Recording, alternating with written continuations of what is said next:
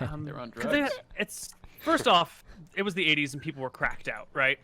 Cocaine imports amalgamated was at its highest rank, and so shit was going crazy. But more importantly, it's a really easy way not to have to do math, where you just say, I'm going to roll this thing. Here's my stat. I want to roll as high as possible without going over. And then there's no addition or subtraction, no number crunching. You can just compare results, and it's really easy. So it streamlines the game quite a bit. Okay. But also, they invented THACO, which is like unnecessary amounts of math. So I assume they were just on a fuck ton of drugs the entire time.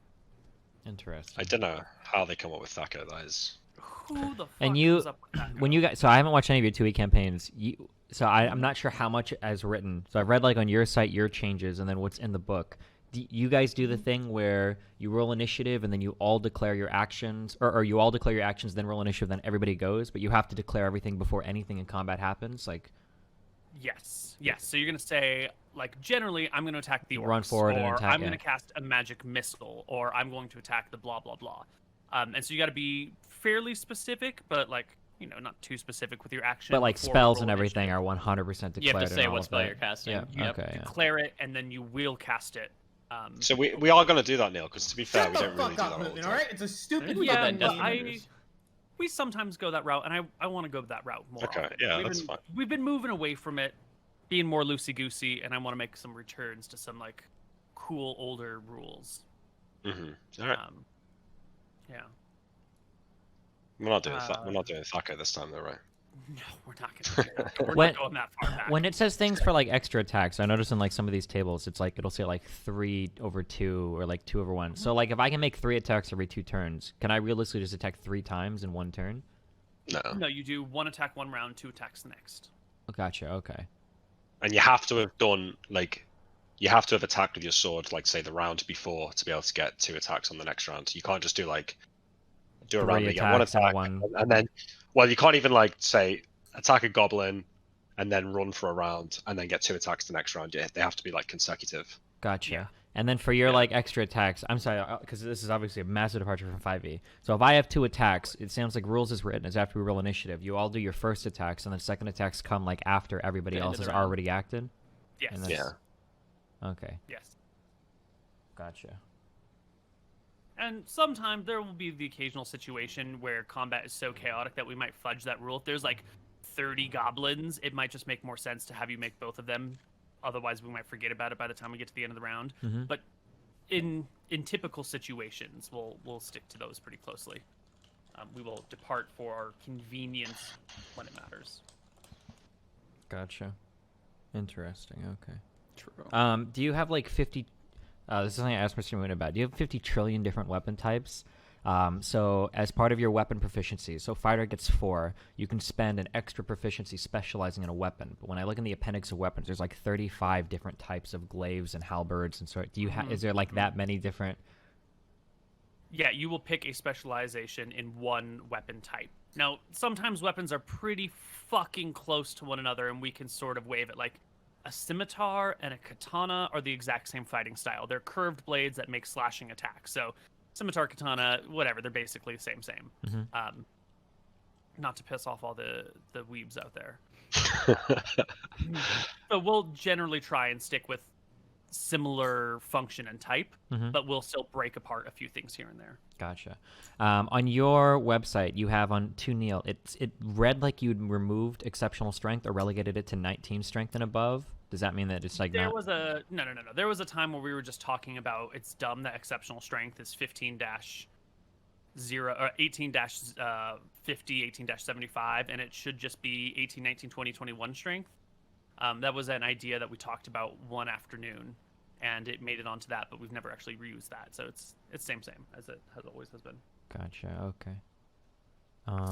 Okay. I'll probably have like a million of it just because there's a lot of weird shit in this. Yeah. So I'll probably. Okay. Well, I'm also hoping no one has made up their mind too closely about what they want to play, because we've got some lore to drop and some backgrounds and some settings to help make you guys make your decisions about what you want to play. So whenever you're ready, we can hop into the meat of it. Or do we need to like shoot the shit for a while? I'm ready. I will. Okay, so just something to, because I've noticed that this keeps coming up over and over again. For the most part, I trust Koibu in terms of how he wants to roll the campaign. Me and MrMouton have memed a little bit about like rolling stats. Some people seem to genuinely be super fucking ass mad about it. Now, this is my assumption. I don't know Koibu that well. It is possible that Koibu is having us settle this up, rolling stats, and then killing us in episode 2 and ending the campaign. I don't think that's what's going to happen, but it's just my guess. I know some people are really mad about the 3d6 This is thing. how I make my living, so it's in my best interest to kill you off as quickly and unfairly as And possible, move on to the next, so that yeah. I can make as little money as possible, and so that I can drive away future potential customers. Sure. Just make sure you don't pay for Really years what I worth of wanna do here. episodes. And then upfront. something that I also noticed in reading through the book is that stats appear to matter a lot less in 2e than in 5e, where it almost seems like stats are almost everything in 5e, whereas in 2e, like specializations, class, level, and all of that end up playing a much, much higher role. Yeah. Yeah. In 5e, your stats play into literally everything you do, and you cannot be a good character without having really good stats. In 2e, you could have 10s for all of your stats and be fucking epic.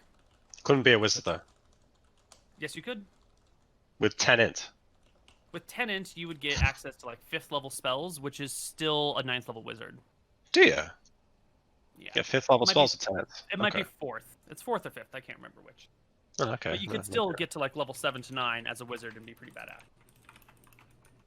Oh, one final we are question. gonna Do you do do this weird baronry stuff or whatever? Like, supposedly, by the time if a fighter hits level 9, he automatically gets, like, elite bodyguards and people come to his estate because he's so cool or whatever. If you build a castle, oh yeah, fuck yeah. Oh, That interesting. shit is generally speaking quite real. There are always edge cases, of course. Gotcha. Okay. Even 9 int gets access to 4th level spells. Oh, would you believe it? Yeah. Okay. Alright. All right. So whenever you guys are ready, I have a monologue to set up our world and set up our game that will help as a reference point for all future things. So if you guys are ready, I'm going to talk at you for a little while. Yeah, hit Hit us us up. with it. Okay. The year is 1511 in Drekis. The war has been going all right until Scoria shows up and blasts down a huge section of army. The queen, Valeria Wieck of Drekis, meets with her council and advisors. Wait, what was And- the year? I'm sorry. 1511. Oh, I heard 1520. It's early for me. Yeah, so this is going to be before of Dice and Men and before most of Gnomes, Tomes, and Catacombs and Desperate Measures and a whole bunch of other stuff. Gotcha. Okay, go for it. Queen Valeria Wieck meets with her advisors because Scoria has entered the playing field and they are not equipped to do it, to fight her. In order to win the war, hell, in order to not lose the war and lose the kingdom, Scoria needs to be dealt with. And to defeat an age class 12 red dragon is a very difficult task. Scoria is by far the most powerful dragon on the island and is one of the most powerful dragons in the world. Age class 12 is the oldest of dragons, and unlike humans, the older a dragon is, the more powerful a dragon is. For example, Scoria's breath weapon deals, I think, 24 d12 plus 12 damage on it. So that it's an average of 24 times 6.5 plus 12. That's an average of like 168 damage. That plus 12 at the end really seals the deal, huh? Mm-hmm. It's a lot of damage. Do you do In the... addition to her... If you do more than 80 damage in a single attack, do you have to make a save against an instant death? Is that something you do, or...? We've never actually run into that problem in 2nd edition before. Oh, okay. We rarely get to the point where people are doing more than 50 damage in a single attack. Gotcha. So, we'll see. Probably. I'm sorry, it's 24d10. So it's a little less. Okay. It's only 144 damage. Is that the system shock mechanic? That's the system shock mechanic, yeah. So what is a queen to do? The only way to really kill Scoria is to build a special team to do it. And this team is going to need the most epic gear that people can find. You're going to need rings of fire resistance. You're going to need rings of free action. You're going to need powerful swords, armor, rods, staves, wands. You're going to need all sorts of stuff.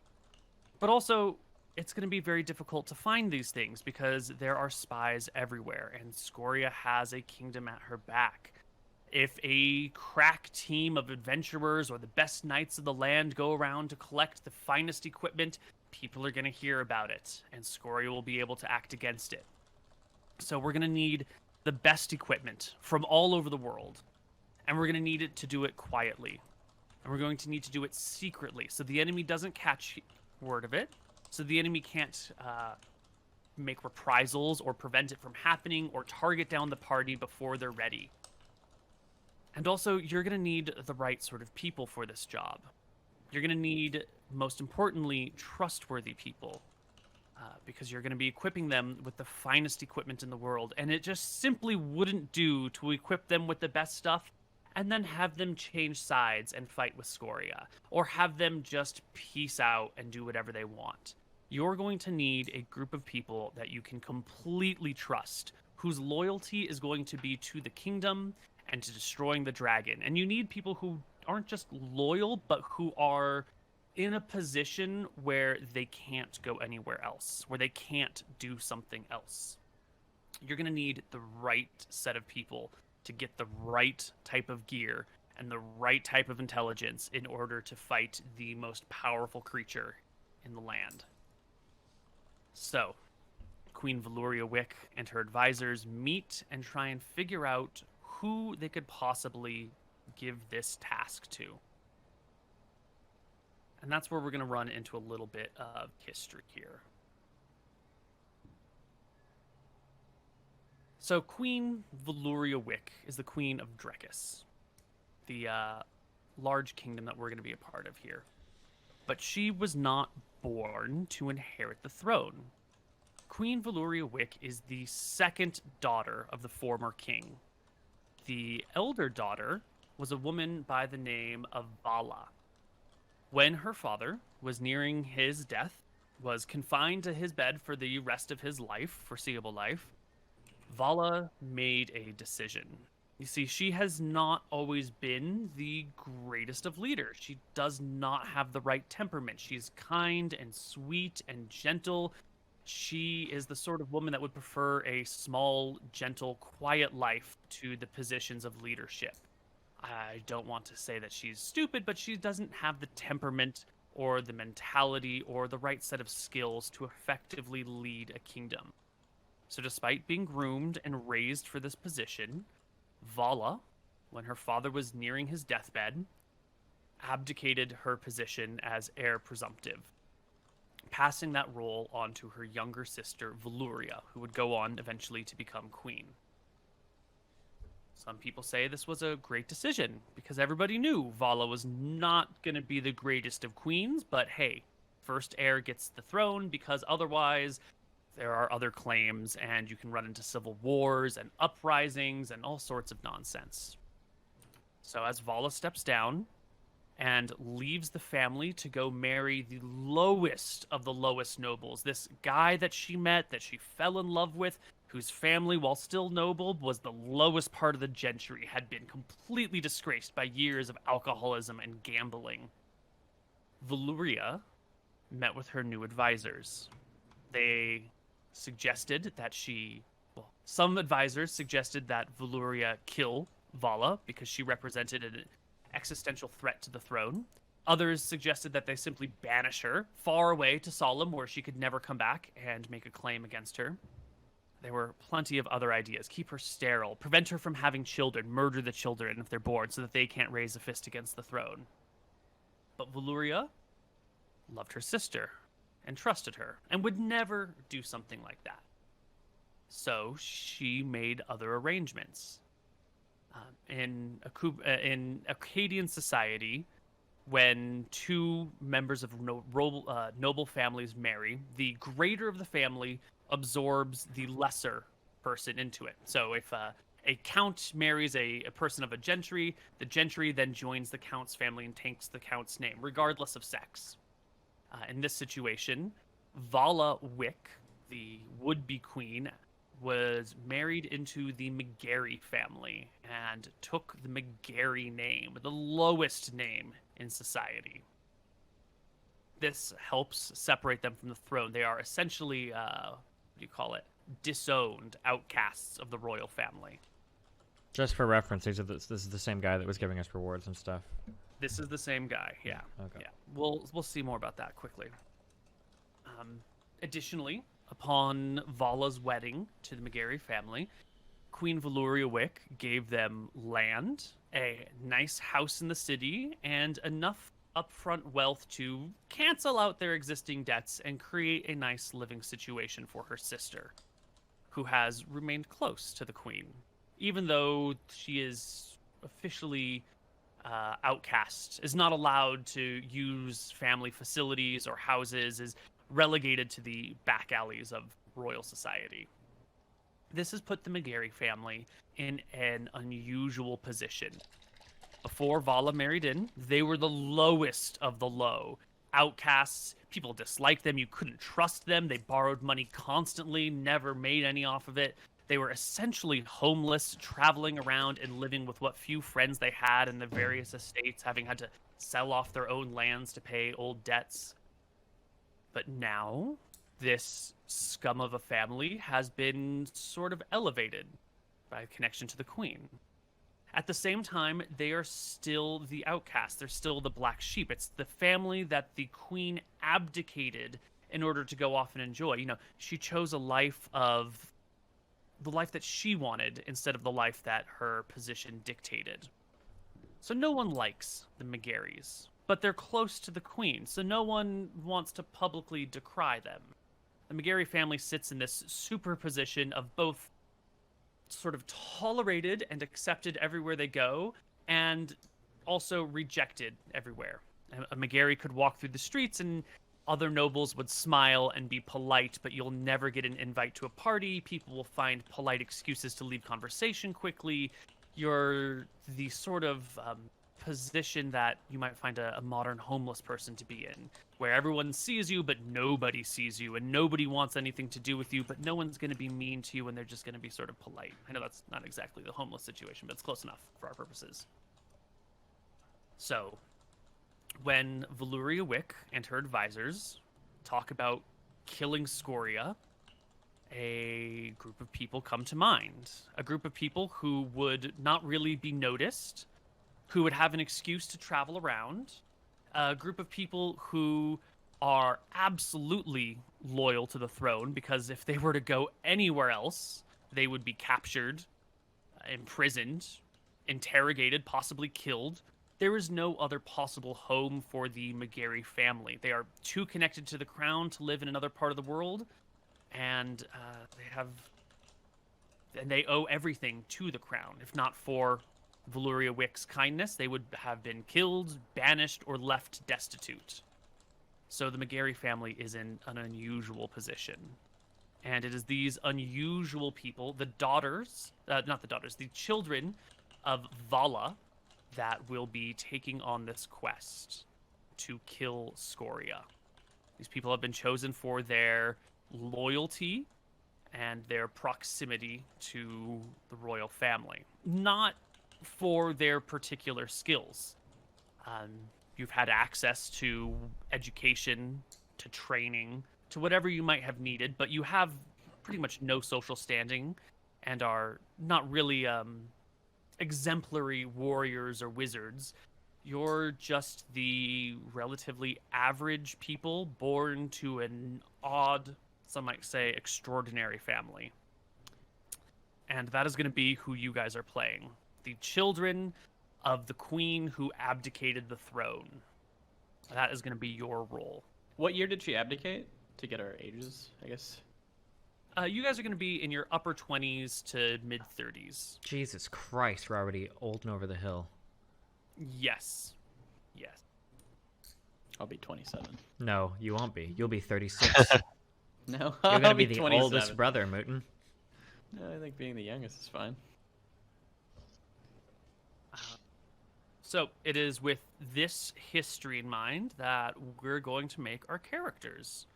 Has everyone joined the Roll20 campaign? I don't Two of us remember. have. Wait, link it. It's already It is linked in linked. Where is it? Give it a little scrolly. Scroll up, Boomer. They're gonna make me scroll up. You said we're gonna be normal Koibu, but I'm feeling like I'm gonna roll at least 3 8s right now. So You wish, Well, man. we're gonna roll There's no stats a little chance. bit differently. As we mentioned before, stats in 2e don't matter nearly as much as they do in 5e, and you guys are gonna be pretty average people here. So we're gonna roll stats in a very unusual way. We're gonna roll 3d6 down the line. Not down the line. We're gonna roll 3d6. I was about to say, all right, hold on. However, we are going to do something unusual with results that go below 7 or above 14. Because all of your stats are going to be in that average range of 7 to 14. So if you roll below 7, your stat will be 7, and we'll just count those extra points that you rolled under as negative modifiers to apply at the end. If you roll above 14, we'll do the same thing. Extra points that will apply as modifiers at the end. Once you've rolled all of your stats, we'll combine your modifiers, and whatever is left over, you can use to adjust your stats as long as they stay within the realm of 7 to 14. So you're guaranteed to have average characters across the board. But your high and low rolls will still help influence your character and bring them, maybe from the middle up or from the middle down a little bit. The range of 7 to 14 should cover pretty much everything that you would need. It won't give you any significant, detrimental penalties, and it won't give you any amazing buffs. It'll make you a pretty normal person. All right. So, go first, Steve. No, go ahead, Mooton. You said you were feeling good today in your rolls. I want to see some good rolls, Mooton. Let's go. Do you mind first, Koibu? Yes, Lucas. 12. That's good. 14, Oh, limit. 11. 13. Wow. 10, Wow. 11. 13. Is that enough? 1, 2, That's 3, one too 4, many, 5, I think. 7. 7. That's it. No, that's Oh, right. you need 7. Oh, is it 7? Oh, okay. We need 7. Yeah, we added a perception stat for funsies. Oh, okay. Oh, they are, gotcha. they are good rolls. You get a single one I under told you I was 10. gonna roll. Yeah, it's gonna roll well. 13, 11, 13, 10, 11, 13. Wow, that's nice. Don't forget about the 14. I did, yes. Okay. Who is next? Nick? You want to go, Nick, or do you want me to go? No, I'll go. It's fine. I always roll bad stats. So 13, 12, 10, 7, 6, 9, 15. All right. Okay. That's okay. 1, 2, 3, 4, 5, 6, 7. So your 6 becomes a 7, your 15 becomes a 14, and the -1 from the 6 and the +1 from the 15 cancel. So All right. your stats are 13, 12, 10, 7, 7, 9, 14. No. Perfect. And Steven. All right, Nick, I'm going to try not to do worse than you. Yeah. Oh, nice. Good start. Oh. Okay, 2. Okay. Okay. 3, 4, 5, 6. That's 7. all right, So you Mom. have 2 6s, which become 7s, which gives you a -2 to apply to your stats at the end without going below 7. You got a lot of 13s and 12s, so that'll work out. Everyone should have a character sheet assigned to you. The character sheets should autofill most of the data now. And if you're going to be a spellcaster, there has been a spells tab added, which you can access in the settings. And I've created a fancy way of importing your spells from the Regal Goblin site, so you don't actually have to type out all your information by hand. Ooh. Which we can get to when it comes time for spells. So, why don't you all Wow. why don't we, before we get any farther, let's talk about the classes that we want to play. I've heard that you guys want to play a fighter, a wizard, and a priest. And I would like to make a recommendation that you all play multi-classed fighters. That you have a fighter wizard, a fighter priest, and a fighter rogue. This will give everyone combat ability. It'll give everybody combat access to fighter exclusive magic items, which there are a few things that are fighter exclusive. It'll give everybody decent HP, and most importantly, it'll give everybody good breath weapon saves. Breath weapon save is the worst save in the game for all the classes except for fighter, who actually get decent breath weapon saves, which I think you're going to find will be useful to fight Scoria. However, if you all multi-class, you will lose the ability to specialize as a fighter. You'll lose the ability to specialize as a wizard. Priests don't really lose much. They're fine. This loss of specialization for a fighter, it might seem pretty terrible at first, but most of this quest is going to involve roaming the world and gaining magical items and weapons, and if you're specialized, it's going to be harder to find a weapon that fits for you. You might end up with a +5 Trident of Lightning Stabbing, or you might end up with the +4 Mace of Darkness, or who knows what your final weapon choice is going to be. But if you're not specialized, it'll give you greater reach and option. Additionally, this will give you access to Wizard, Rogue, and Thief skills, which will be nice for dungeon crawling and whatnot. And you'll have a really well-balanced all-around party. Multiclassing is usually only allowed for non-humans, but we'll just make an exception and allow multiclassing for humans. So that is my recommendation, which you are not obliged to follow, but I think would be more fun and interesting and powerful in the long run. Okay, so my understanding for rules as written, and I don't know if you do this differently, is that when you multi-class, basically what happens is you gain levels in a certain class, and then you declare a multi-class. Once you declare a multi-class, the original class you can no longer level in, and then when you switch to the new one, you can't use any of the prior class's abilities until you exceed the level that you were in that class, otherwise you won't gain any experience. Do you still do it? That is dual classing. That multi-classing, yeah, it's different. Dual classing and multi-classing, same, but different. The humans have that version because there's no level cap on a human. All the other races have multi-classing where you level 2 classes at the exact same time in conjunction with one another.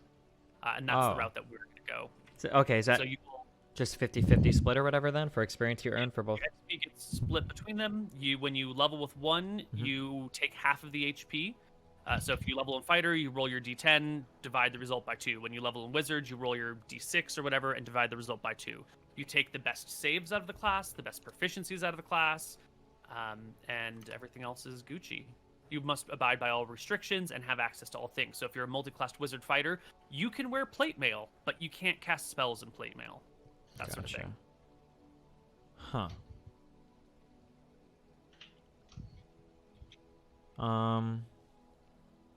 The specialization for fighter seemed pretty nice. Was it like, I think it was like +2 to hit and damage? +3 to hit and damage at mastery, which is yeah. quite nice.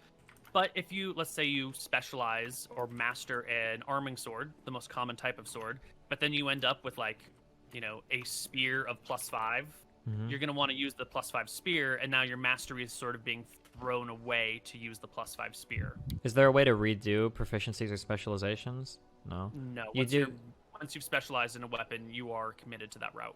You do gain more proficiencies though as you level, so you could theoretically level and specialize again in whatever. If you've no, you get to specialize in one weapon. Oh, yeah. Okay. Yeah. Also, you kind of have to keep putting slots in specialization to get it up to like the higher ranks. So it starts off with like +2 to hit, +1 to hit, +2 damage, and then you spend another point and it goes to +3. Then you spend another point and it increases your crit range. So you're kind of spending all your new proficiency slots on that anyway. If you'd rather go the route of a fighter that is not multi-classed, that is totally acceptable. I just think it'll be more interesting and more fun in the long run to split. Well, I guess one question is what year are we playing? I believe we're going to come in the year 1511. We're coming in the year. Okay, that's what you give us at the beginning. Because if there's no time restriction, multi-classing seems okay. Because we have all the time in the world to like level up. Because we're effectively going to take twice as long to level up then, right? Multi-class. Not quite. You will always be about 1 level below, not half level. Well, not half level, but half XP, right? Half XP, which should put you, generally speaking, one About level a level lower one. than if you were single classed. Yeah, so it's not that big of a deal. And the time restriction is sort of soft. The day will come when Scoria will take over everything and rampage over everything, but no one knows when that day is. Now, we as players know that it at least goes through most of 1512, but your characters at the time don't know. And the Crown doesn't know how long this is going to take or if this plan will work. So we have a little bit of extra knowledge is what I'm trying to get at. Yeah, I understand.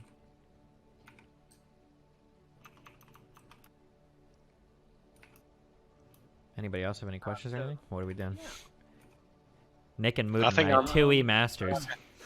I'm into the Handling wizard it. fighter. I mean, usually humans can't multiclass like this, so I think it's an advantage. And Yeah, I'll do the multi-class fighter as well. another cool thing is the XP rules. You get like, so for a wizard, you get like 50 XP for every level of spell you cast. So if you say you cast invisibility, which is a level 2 spell, you get 100 XP for it. As a fighter, you get 50 XP per level, per hit dice of creature defeated. So if you're a level 2 fighter and you kill a 3 hit die monster, that gets you like 300 XP. So we're going to be getting access to both of those sources of experience. So we are going to get experience slightly faster than we would be if we were just single classed. That's true.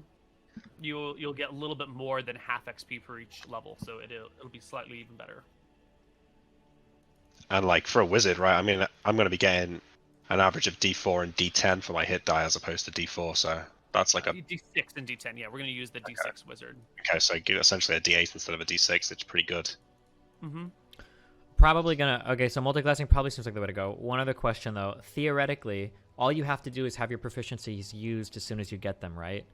You could theoretically take proficiencies early on, level up from like 5 to 6, and then specialize in a weapon if you wanted to, yeah? Or do you have to specialize at level 1? You don't have to specialize at first level. You can specialize at any point. Mm-hmm. That as long as you're a single classed fighter and you haven't specialized in something and you have a free weapon proficiency slot. Uh-huh. So you could wait. Man, fuck. But All of then my reading was you about fighters, so I'm not sure for multiclassing other classes. Yeah, you can't stack. You can't save your proficiency. So let's say you hit level 9 and you get your new weapon proficiency slot. You could specialize in whatever badass weapon you have, but then you still would have to wait till level 12 to master. Sure. So you would still have to make that decision by level 6, what you want to go down. The only thing I saw in the book about other classes was thieves get really cool abilities to like climb. Basically, you don't need any equipment or whatever. But I don't know anything Climbing, about... sneaking, Yeah. spying on people. They get a nice backstab ability. Yeah. Plus, thieves get XP for every. I think it's like 2 XP for every 1 gold that they steal. So, and the XP you need to level up as a thief is like super low. So you might be like a level 3 fighter, but you might end up being like a level 5 thief. So you could be really high on those thief stats. And I don't know. I think it might be quite cool. Although you do lose thief skills if you wear heavy armor, so. But at the same time, I think most of the situations you run into thief skills, you don't necessarily like, you're going to need to do this, so you can just take off your armor, right? Like if you need to scale a building, you strip down your armor, scale the building, attach a rope, pull everything up, including your gear, and then put your armor back on. So there are ways around these requirements. To go the single class fighter, I think you'd be gaining slightly more HP because you'd be rolling D10 every level instead of like an average of D6 and D10. You'd be gaining specialization. Let's say you get to like level 9 and you can max that out. That's going to increase your crit range, and it's going to give you like +3 to hit and +3 damage. There was something else for fighters that I think fighters alone gain.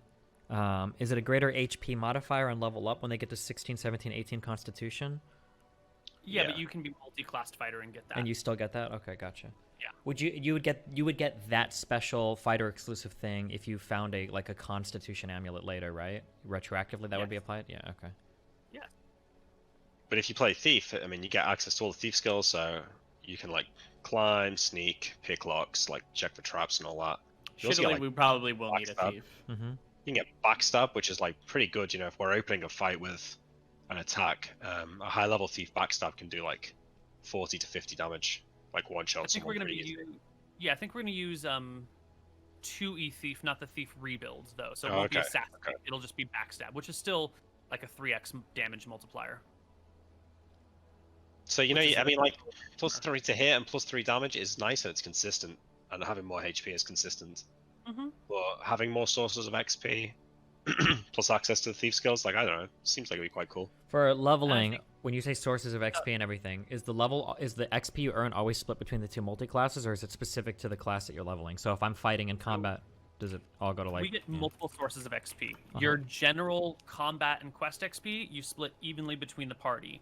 But there are class-specific XP rewards that your individual classes will get as well. So warriors get extra HP based on the number of hit dice that they defeat in combat. Priests get extra XP based on their successful use of granted powers and spells to overcome problems or making magical items. Wizards also spells cast and magical items created get extra XP for. Rogues get success XP for successful use of special abilities, treasure obtained, and that's it. What I'm asking is like that for that special source of XP, is that applied only to the thief class or to both your classes and split? Okay, gotcha. Only to the thief class. Gotcha. Well, so it sounds like if we were to all multi-class, we'd be doing what we said we were going to do earlier, except we'd also be fighters then. So Nick would be like a fighter wizard, Moon would be like a fighter priest or cleric, and I'd be like a fighter thief, I guess. Rogue. And this also plays to your strengths. Nick has been a fantastic wizard in multiple campaigns. MrMouton has played really good clerics and knows them fairly well, and you, Steven, have done fighters and rogues predominantly. So I think this plays to all of your strengths in the most dangerous campaign yet. The most dangerous, okay. I think I have my stuff sorted. Just for clarification, having 11 in dex versus the 13 in dex will never matter for AC. It might matter for saves, though. It will matter. So, some little advice. Checks, but not saves. Checks. Yeah. I had low dex in Frozen Frontier, and I swear to God, 90% of fucking skill checks are dex. So okay. I put I put a 13 in strength, 13 in dex, 12 con, 11 int, 14 will, 10 charisma, 11 perception. Great. What is the perception stat doing for us? To see things.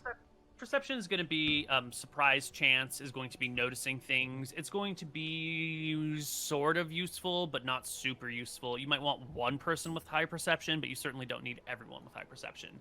You could probably dump it fairly well.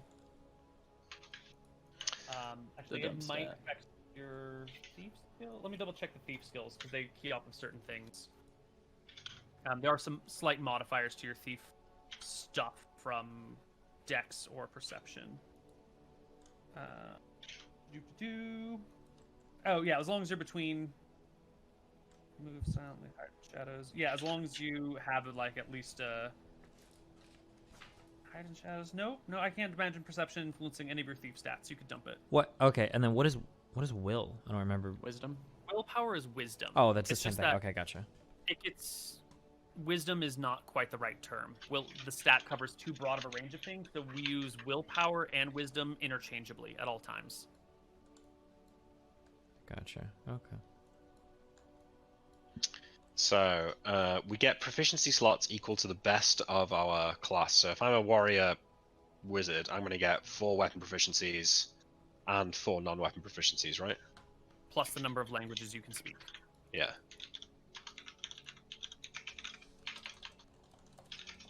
Yep.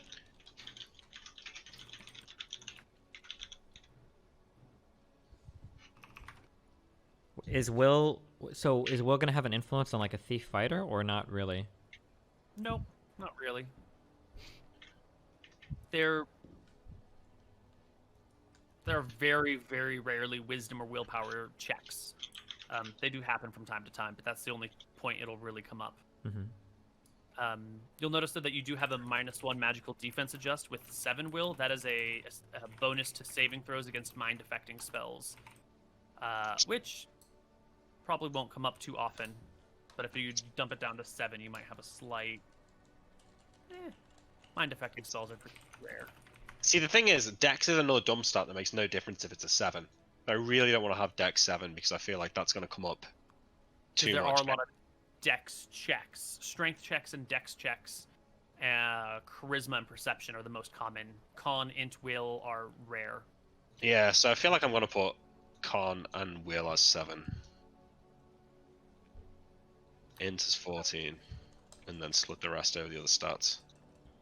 You're not going to do 10 will, 7 charisma? Why? I see. I just don't want to play 7 charisma. I feel like they need to roleplay that, and Okay. yeah, I don't want to Fuck play. that. That's a perfect Yeah. reason. Like 7 willpower, I'm happy to roleplay 7 willpower. I mean, that just means let's, the family penchant for drinking and gambling is strong, Mm-hmm. right? Perfect. Is my general distribution of stats okay? Do you think, Koibu? Yeah, I'm looking at that. That looks great. At least It's a that- little high for you to roleplay, isn't it? Hey guys, I'm gonna be. You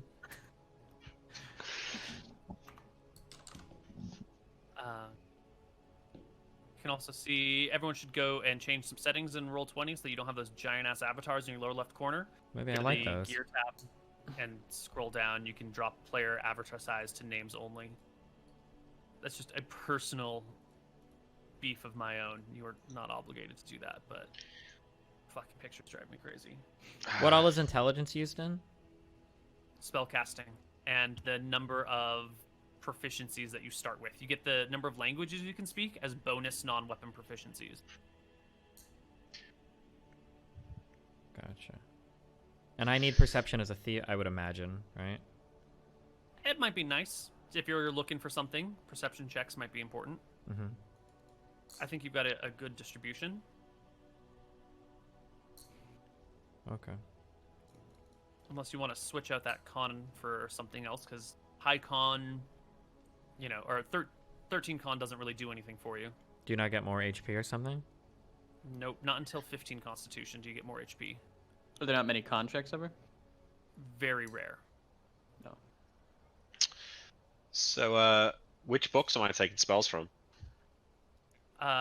You should take them from the realgoblins.com/spells.php page. Player caster equals wizard. If I wanted expect- to, or sorry, go ahead. Do you expect me not to just pick all the broken spells again, Neil? Or... Here's the thing: is that if you're gonna have 14 int, the max number of spells you can get per level is 9. Yeah, And so it's even you're more going to- involved. You're going to end up with a whole bunch of magical items. You're going to end up with scrolls. You're going to end up with wands. So there are some spells that you're going to definitely want to take, and there's going to be some things that you might think are important, but will probably not be. Like Magic Missile, classic wizard spell, but eventually, probably fairly quickly, you're going to come across a wand of magic missiles. So you might not actually need Magic Missile. What you might need is a very specific utility spell that might be hard to find in another item somewhere. So I think for the spells you take, you're going to want to make sure to take a lot of that edge case utility that might come in really handy at some point in time. And there's no unlearning spells, right? Correct. Yeah. Okay, that's interesting. How many spells can I start with? You can start, well, we got to figure out what level everyone's going to start off as. And that'll dictate a lot of that. So, is everyone content with their multi-classed characters? Question. System shock. So we talked about it. So the lower Yeah. con, the more likely you can just die to something, yeah? That is true. That's for the an system 80 shock plus attack- damage attack, right? I think it's 50 damage in a single blow. Yeah. Was Now, it 50? granted, 50 damage in a single blow It's a is lot. likely just to kill you Yeah. anyway. Okay. So I've it ne- probably, I've- you'll probably die from the damage before you have to make the system shock check. Yeah. I'm just looking between an 11 and a 12, and I don't know if a 12 is going to matter in charisma versus I get an extra 5% on con, so... Yeah. I feel Yeah. like the charisma's better. In 4 Think years, so? I've never rolled a system shock check, not once. What is a charisma key in for? Just- Charisma checks, right? Are those Just often? interpersonal problems. Yeah. You recognize a person. Can you influence this person? All right, that's fine. Wait, that sounds I'll way remember better that 5%. Isn't that better than con then? Does con mean anything to me? At 12, but there was a difference between 12 or 7. You might want to switch your charisma and con. Yeah, That would that's be- way more interesting. Yeah. I think. Fuck that. Have we all got 7 con? No, I do. Okay. Yes. I have 11. Wow, check out Yeah, fucking so... off guy over here. It's 11 con. So I think the multi-classed nature of your background helps influence the fact that you are nobles who were trained and educated in the ways of the body as well as the mind, even though you might be social outcasts, the black sheep of the nobility, so to speak. You were still probably trained in some level of combat because it is the duty of nobles to be the officers in the military, and it's sort of expected of nobles to be able to fight somewhat. So why was I saying that? There was a reason. Ah, right. XP. So I think the way to do this is to start everybody off with... I think it's going to be... Is it 6k, 8k, 10k. or... I just like you know that we did. No, roll we penis didn't size, and actually. Steve I was rolled a just 3 testing and I roll rolled an 20. 11. No, we didn't. No. It's not. I That's canon. typoed. I was trying to roll a 1d20 and I typoed. I think we're going to start everybody off with 8k experience divided between your two classes. How do you do XP for like multi-class on the sheet? Are you just gonna have to do like cleric? You can just do like 8,000 / 5,000 or whatever. Oh, okay, got it. Yeah. No, hold on. We do 8. Yeah. 8,000. So that'll make you all 3rd level fighters, and then maybe like a 2nd, 3rd, or 4th level, depending on what your other class is. Are there like other subclasses? Like fighter is a subclass of warrior, I think, for like thief or whatever. Do I need to? Is there That's other? true. There's also ranger would be an acceptable multi-class. Paladin is not going to work out for us. You could do bard instead of thief, but bard just sucks balls in general. And I don't think you could be druid. So if you want, you might be able to multi-class into ranger, but I don't know if you'll have the stats for it. And I think it's just generally going to be worse than multi-classing into fighter. Gotcha. You're a Because bard, the you're only gonna thing piss me that the coolest thing about fighter is I think fighter was the only class of the warriors that could do specializations. But if I don't have specializations, then I don't know if it matters if I'm a fighter. Right. For ranger, you need 14 con, 14 wisdom, 13 dex, 13 strength. So Gotcha. no one's got the stats for that. You can still go expertise though as a proficiency in a specific weapon, which will give you an extra attack per every other round. It'll give you the attack rate of a specialized fighter without the damage or hit rate. Okay. Yeah. Nice. Which is And then probably you the can- best thing about specialization to begin with. Yeah. So that way you can wait until you get the right weapon and then expertise in that. I don't know if you can expertise in more than one weapon. Great idea. Oh, do I need to split it down the middle? So does it need to be 4,000, 4,000? Or could I do like 5,000, 4,000? No, it has to be Okay, down got the it. middle. Okay, cool. So that puts me at level 3 in both. I'm 3 and 2. Close to level 3 in wizard though. What's level 3 wizard? Like 4? 5,000, so I need 1,000 XP more. So if we I'll just cast 20 magic missiles at the start, and then I'll get to level 3 before we go anywhere. 20 useful magic missiles in combat. Just killing peasants. Just walking around blowing up peasants. Yeah. What is it to roll for handedness again? 1d10? D10. Yes. 1 through 8 is right, 9 is left, 10 is ambidextrous. A little left-handy. I thought we it's assumed in this world you can fight adequately with both hands though, yeah? No. No? Oh, You will pick a handedness. Oh, okay. Gotcha. Or roll for it. 2 left-handed brothers. maybe that means what's win. Hit your sheet for just a moment, Lucas. I'm Yeah. sorry. Wait, same what? thing. What was what and what was what? You're good. You have left-handed. 9 is left, 10 is both. 1 Mhm. through 8 is right. Right. Ew. Yep. Okay. 2 left. Does this matter? How does a left-handed swordsman fight a right-handed swordsman? That seems like it'd be really weird. It seems like the left-handed person would have a huge advantage. For our purposes, it's not going to make much of a difference. Okay. The time that it comes into play is when someone knocks something out of your hand, and then we roll for which hand it gets knocked out of, Gotcha. right? Okay. So if you... Are we going to be rolling off the critical table the entire campaign, or are we not doing that? I don't know if you want to decide the that special now. critical hit effects? Yeah, because that's when it would I come think- into play. That's true. That is a fun table, but most of the time we run into it, it doesn't do all that much. It also takes a lot of time. And it takes a bunch of extra time, and usually the result is sort of unimportant. Yeah. But it is a fun table to roll off of. So maybe if we want to do it at times, you can ask for it. Yeah, why don't we play with the critical hit table? It's fun. Maybe maybe someone will lose an arm. Love it. Love it. If you say so. Okay, so I've got 2 level 1 spell slots now. I suppose I would have got a few spells when I leveled up, so how many can I get access to? So you are a wealthy individual who was trained and raised by a proper professor or scholar. So you can have, let's say, you can roll on 15 spells between first and second level, but you got to roll for them. I can only cast level 1 spell, so... Oh, you haven't even hit... Okay, so why don't you roll for 9? You can start with, not counting against your 9, that you can roll read and detect magic. You will need. Okay. And this is a great time to tell you how to add your spells. If you go to the spells page, Yeah, okay, and so... you just click on the level of the spell, you're going to see like a little box appears around it, and that's going to copy some code to your clipboard. And then when you add a spell, you'll see a little Where's box the at spells bottom. page, sorry? The regular spells page on Regal. Oh, okay. Wow. I'm gonna go 1 second. Yeah. Okay, so where am I clicking? Sorry, that's caught me On off the guard. level, you'll see like a little box appears around it for a moment.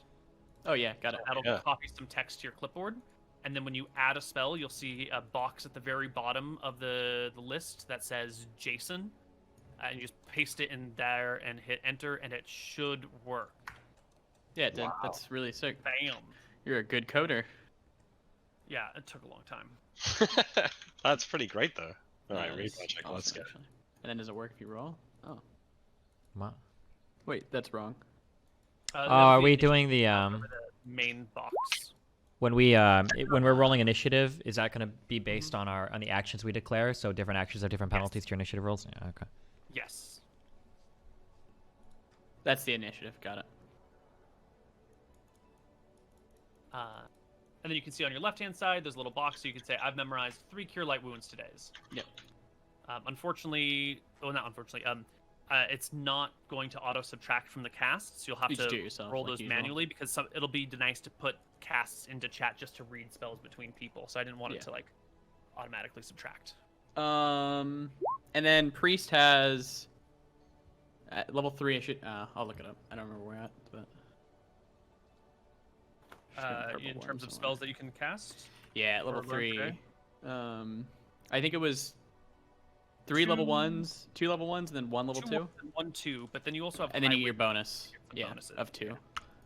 So for this campaign, since we're siblings from a noble family, how are we dealing with character deaths? So we can't just roll another sibling. Character death is going to be a tough thing because you guys are very special people brought into Yeah. a very special situation, Mm-hmm. and you're sort of irreplaceable. So if someone dies, it's kind of going to be a really big fucking deal, and you guys are going to have to figure out who you could find that could be a worthy replacement that you can trust. Just don't die. So just don't fucking die. Yeah, true. Okay. Should be easy in a Which I know Koibu is- campaign. We'll be fine. Oh, Easy. hopefully. Cool. And once again, priests don't have to memorize spells. I know all of these. Well, I know all of them, but I just memorize them in the morning.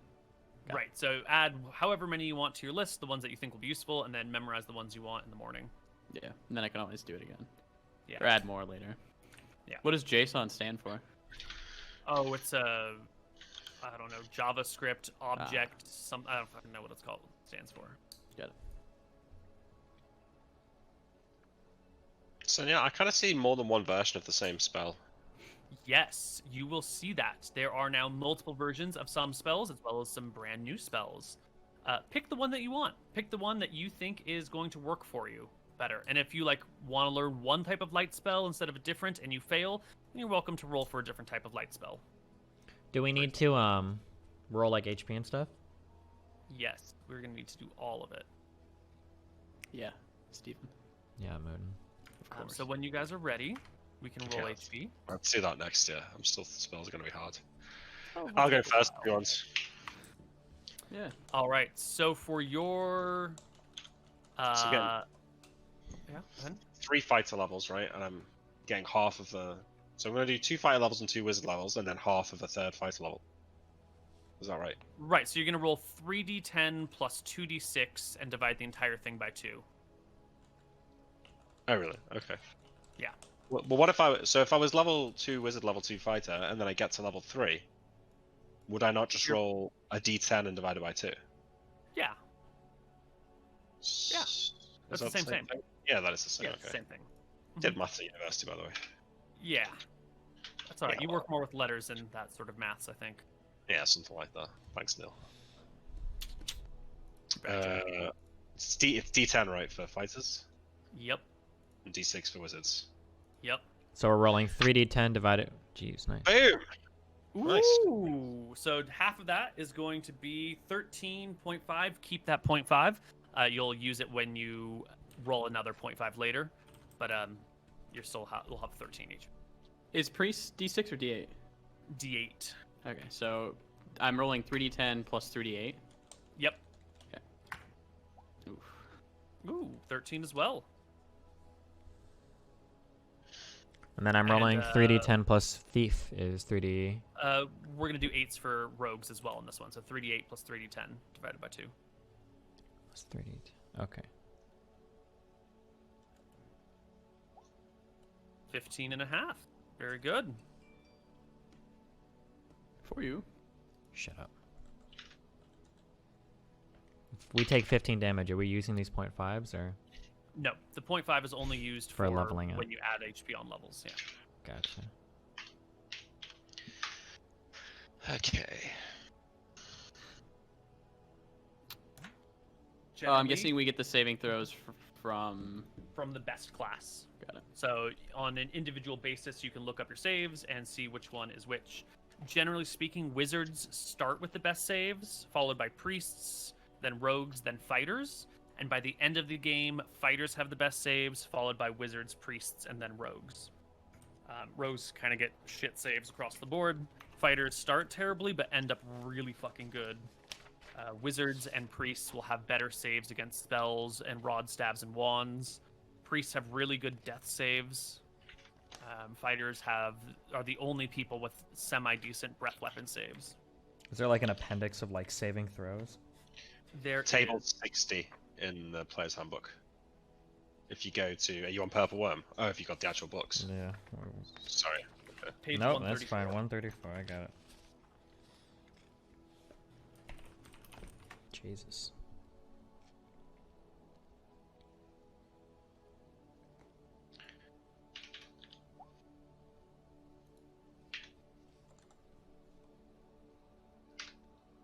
So my saves are pretty fucking sweet actually already.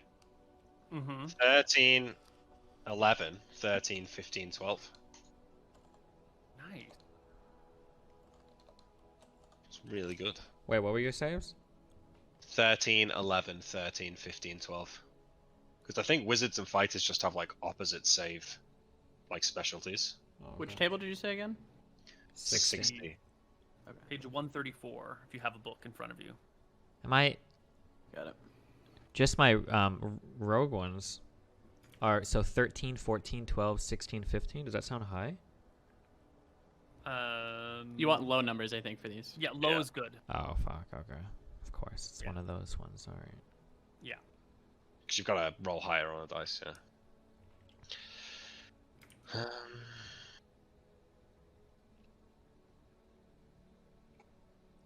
Alright, so between my multi-class, I'm looking for the lower of the saves. Mm-hmm. Gee, so fighter save against breath weapon is 20, so you only save against a breath weapon on a natural Oh, that's 20? a level 0 fighter. You are a level 3 fighter. Oh, true. Oh, I didn't see it goes to different ranges. Okay.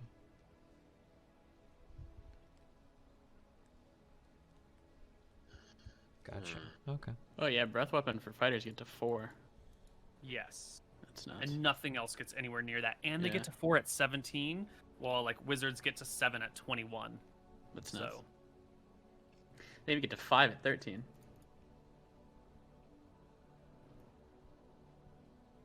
right? So what weapon should I take now? I'm not gonna lie, I'm pretty tempted to just pick Ultra Ultra Spear. Spear, yeah, always. Well, you've been trained in many fighting styles. You've got 4 weapon proficiencies. You should probably take a sword and a spear. Bows cost 2 slots, but hey, who doesn't like using a bow, right? Bows are fucking useful. Do shields cost a weapon proficiency? Not to just use, but if you want to specialize with a shield, you can do so. Ooh, So if you want the 1 AC, you need to do spear and shield. you need to add fighting. another proficiency slot to that. Let me just double check shield specialization. I think that can be done by all multi-classed fighters. I just want to double check it. Oh, we need to know about casting spells with the shield as well. Yes. I think, well, I don't know if this was allowed, but Ebner cast spells with a shield. Yeah, for clerics, I mean for a wizard. Oh, yeah. Yeah, clerics can do all sorts.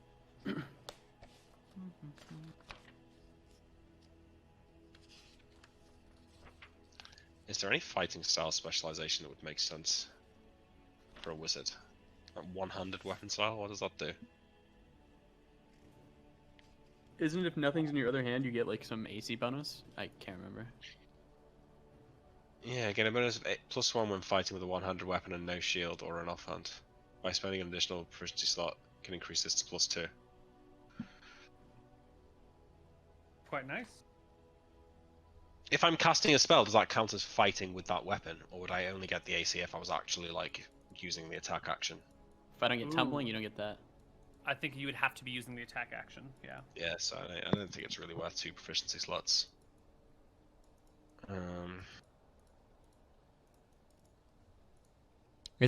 Do we generally want to be wearing a shield, do you think? Unless Yes. you're using a two-handed weapon, there's no reason not to use. Well, I mean, like, should I opt for a two-handed weapon, or would it be better to opt for one-handed and use a shield? Is there like a huge difference in damage or hit? If you take shield specialization, you're getting like +3 AC from your shield, which generally It's is nuts. like pretty It's good. a 1 to your AC, which is nice. Yeah. Shield, Isn't you that a can large shield? specialize Sorry, in like. Does that count against like you can specialize in shield even multi-class or whatever? That's not a problem. Yeah, It's an that's extra what I'm getting at non-weapon right now. proficiency, I think. Yeah. What's the difference in damage between like, it's like a D8 versus D10, right? If he went like a two-handed weapon, it'd be a D10 instead of a D8. Yes, two-handed weapons are D10 instead of D8 usually. Yeah. Are there any that are 2D6 or no? There are some that are 2d6 against large creatures. Got it. Are we doing that? Is a longsword going to be D12 against large? Yeah, let's stick with some of the OG rules on this. We haven't done those in a while. They're fun. So your Fucking- weapons will have 2 damage categories. They'll have the damage versus small and medium creatures, and usually a larger damage die against large and other creatures. Some weapons will have a smaller damage die. Like a dagger does D4 against small and medium, but only D3 against large and above. But a longsword, arming sword, does D8 against small and medium, and a D12 against large and above. So we're now saying that spears aren't ultra anymore. Going back to D6 for spear if we're doing damage from the. I No, spear is raw. What D8? I think. think it's. I would assume it would be D6. D8. 1D8. I think it's D8. How do you roll a D3 if you're like playing? There are There are three-sided special die. 3-sided dice. Aren't there like normal dice? Or isn't there like a normal dice size? You've got like D8, D12, D20, So, D100 or whatever. Yeah, 4, 6, 8, 10, 12, 120. But you can roll a D6 and just divide by 2, or you can roll a D4 and re-roll it if you roll a 1. Gotcha. Okay. Spear is normally D6, D8. Ooh. Called it. Yeah. Well, we'll bring spear up to 2d4, 2d4. I think you're going to say 2d4, 2d6 then. Yeah, that was I'm about to be not going to lose that shit. 2d4, 2d4. That seems fair. Alright, fucking longsword then. You're going with the longsword. Mate, the D12 is fucking nuts. Yeah. It really is. I mean, Scoria is large, right? So. Well, I assume that we'll be having different weapons by then. But oh, you're going for proficiency with the longsword, yeah? Yeah, well, I've got 4 weapon slots, which as a wizard is kind of like. Right, to get we're just talking about proficiency. That's just Mm-hmm. one slot, right? So you have 4 different proficiencies. Yeah. Right.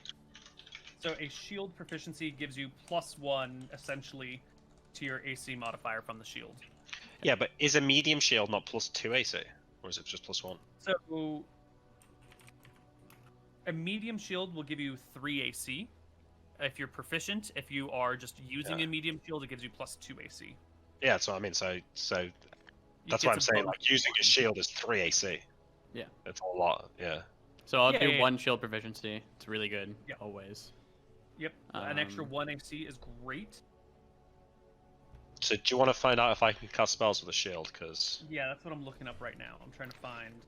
actually, the spell armor is so fucking good. It gives me 14 AC. So actually, Do shields ever protect you from like breath weapons, or is that like a shield by shield basis? Yeah. That would be like a special property of a shield. Yeah. Yeah.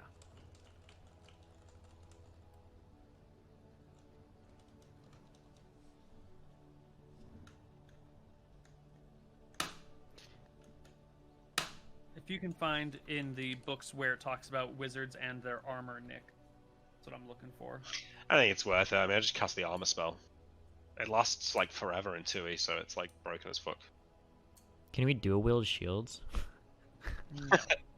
Fuck. Alright. So longsword is 1, a bow is 2, and then maybe I just take expertise in longsword for a second attack. No, because I'd have to attack 2 rounds in a row. It's probably not worth it.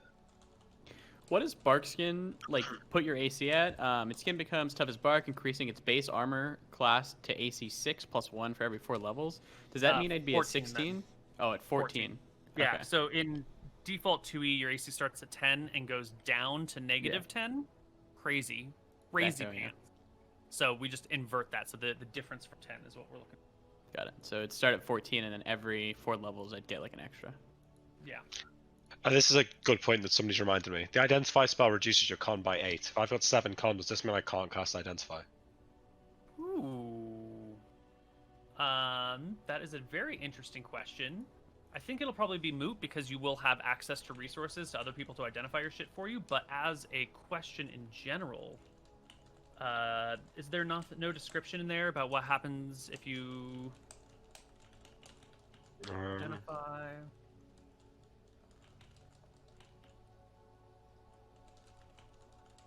Yeah, you fall unconscious. If the 8-point drops the spellcaster below 1 con, he falls unconscious. Consciousness is not regained until the con is restored, which takes 24 hours. Yeah. So you just pass out. Alright, maybe I'll switch con and perception. Maybe I'll put 12 charisma, 10 con, and 7 perception. Could be funny if you cast Identify, you just pass out. Yeah. No, it's I mean, you're kind of out of action for 8 hours anyway, because you don't want to go rolling around with 1 con or 3 con. But just passing out seems a little bit.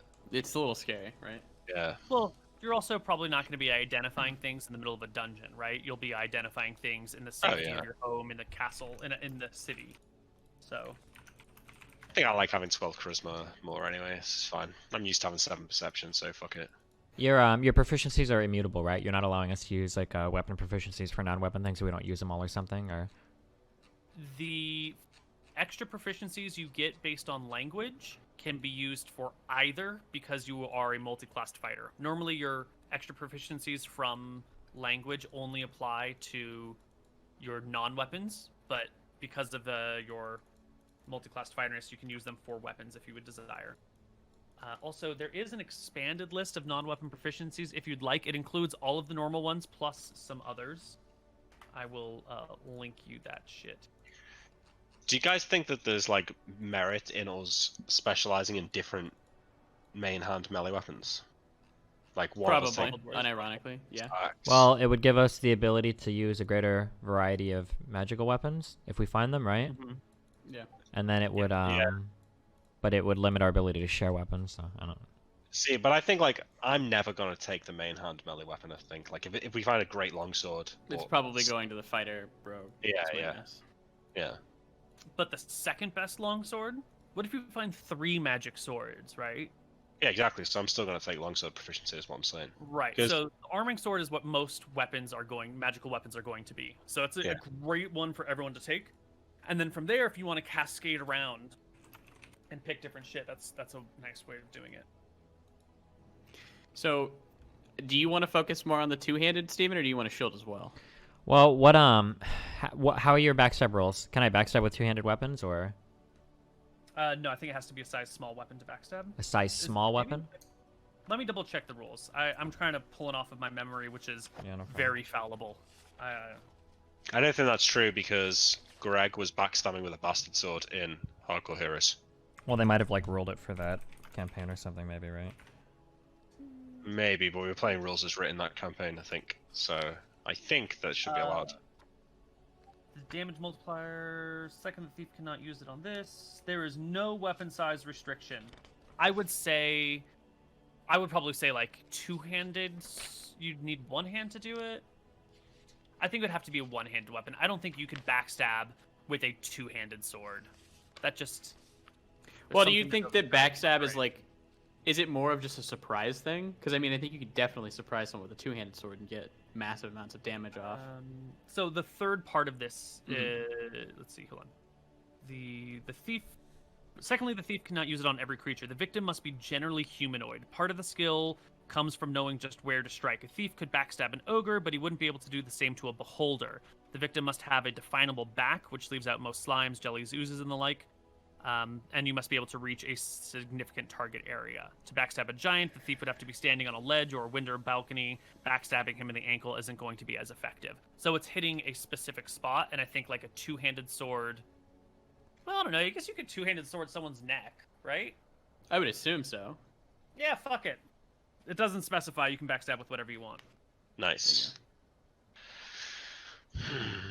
What's the take as my last weapon proficiency, Neil? Longsword, two So how slots. many in do you have? You have 4?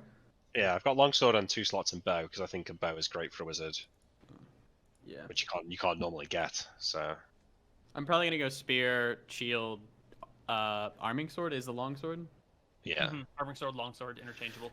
and then I have one Longsword's left. a misnomer, is the issue. We're just correcting it. So do you think I need dagger, Neil, to be a wizard? I think dagger is a fantastic non-weapon proficiency, Weapon. or proficiency. a fantastic weapon proficiency. What else is there? Like, Well, Like- staff. You're probably going to come across a magic staff at some point as a wizard. You're going to want to be able to use that. So one slot, and then spears, one slot. you're not gonna fight with the stuff, are you? Although if it's giving you permanent bonuses, you're not gonna want to sheath it either. I mean, if you've got a +2 staff that also does spell effects, you know, Yeah. Are there staffs that do spell effects on hit? Like, do you just pop someone with it? spell effects on hits, channeled spell abilities, all sorts of stuff.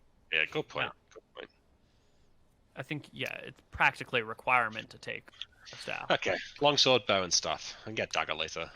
Or What's maybe like I can another Yeah. common weapon that's one-handed? Maces, especially for clerics, maces or flails, that sort of thing. Maces and flails are different, correct? They are different. Maces are more common than flails by far. I'm gonna go with flail though, because that sounds fucking more badass. Okay, so to read the proficiency table, table 34. So warrior starts with 4 weapon proficiencies, and then it says number of levels 3. Does that mean starting at level 6 I get 4 more, or how does that work? Every level divisible by that number. So at level 3, you would get an additional 1. Oh, hey, you're all level 3. You at least get an additional 1 weapon proficiency. Oh, boom. Oh, okay. Okay, so we have one more now. Every Yeah. 3 you get 1 more. Okay, gotcha. And Throw it then in the so then mace. non-weapon. Okay, and we're not combining the proficiencies we get from multiple classes, right? So like for instance, no, you like take the best you of take the the two. best. Okay, gotcha. Yeah, and the best progression rate. And the best progression rate. Okay. So I have a shield proficiency. Is there also? I can't remember. Is there also fighting style that you can throw a proficiency in for shield and? Yeah. What was that called again? Shield, weapon, and shield fighting style. I'll take that as a thing then. You can read them. It's in Player's Option, Combat and Tactics, Chapter 4, Fighting Style Chapter 4. Specializations.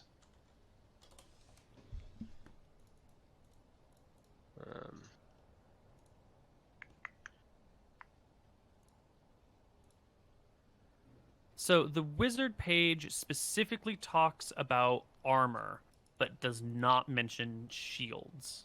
Yeah. So I think it would be okay, but at the same time, would I a think shield since you're- stack with the spell armor? Or not? Because in a way it says it doesn't stack with armor gain from AC. Sorry, with AC gain from armor. But if a shield is an armor, then maybe a shield would stack with the spell armor. I think a shield would stack with the armor spell. The one thing that I want to look up is, do you need both your hands free to cast spells, or do you only need one hand? 5e specifically says one hand. A wizard in 2e might need both hands, so it might be like you can use a shield, but you can't cast while using a shield just because you need the free hand, unless the spell doesn't require somatic components, in which case it's fine. You can cast a spell while holding a staff, right? We've always, it's sort of negligible, because at the worst, you could just set the staff to lean against you on the ground for a moment while you're casting. But I think you can cast while wielding a staff, because some Gandalf staves did. will increase your spell casting level, so you must be able to do it with at least one hand on a weapon. I think you can probably cast with a shield in hand. I'm gonna. What if keep you've got looking a shield and the staff? Probably no somatic components then. Yeah, so I think maybe the shield's in. A no-go. With Nick, with the weapon and shield style, it sounds like it's letting me attack a second time in the round with like one of the random things. Am I reading this wrong? Can shield Yeah. rush, shield punch? That's different. So weapon and shield style is different to just specializing in shield, I think. Oh, okay. So I mean, do you think it's worth to get both then? Like a shield specialization and the weapon and shield style fighting? I got it on William just because, like, I don't know, it's nice if there's like that you get a free like shove or something like that. It means that you don't lose your AC and you can make a bonus attack with your sword. So if you're fighting against with your shield, if you're fighting against something that you're not struggling to hit it, so you can take the -2 to hit with your main hand. Is there wait, where are you pulling these proficiencies from, Mr. Moon? Chapter 4 of the Combat and Tactics. Do you have that one? Is that like a whole different book? Yeah. That's a whole I think different so. book. Nope, Yeah, you got here, I'll like, DM you. yeah. Yeah, it'll be player option, Combat and Tactics, Chapter 4, and then Fighting Specializations. Somatic components require free gestures, thus the caster cannot be bound or held.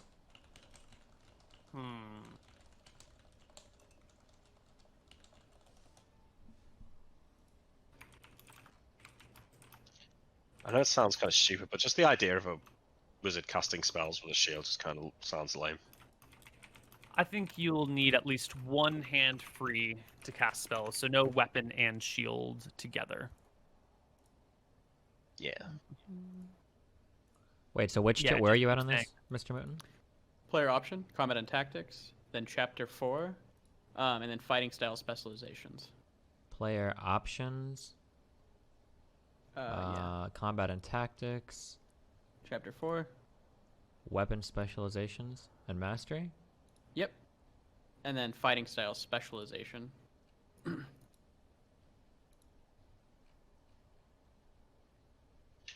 Oh, holy shit! And these just use one proficiency slot. Yeah. Are these considered? if you These are do- all part of like 2e or whatever. Yeah. Yeah, are you looking at the combat options stuff? Yeah. Yeah. Why the fuck is none of this in the normal book? This is the expanded splat book. Oh well. So you're looking at the one-handed weapon style, two-handed weapon style stuff? I think so. Yeah, one-handed weapon style, two-handed style. Yeah.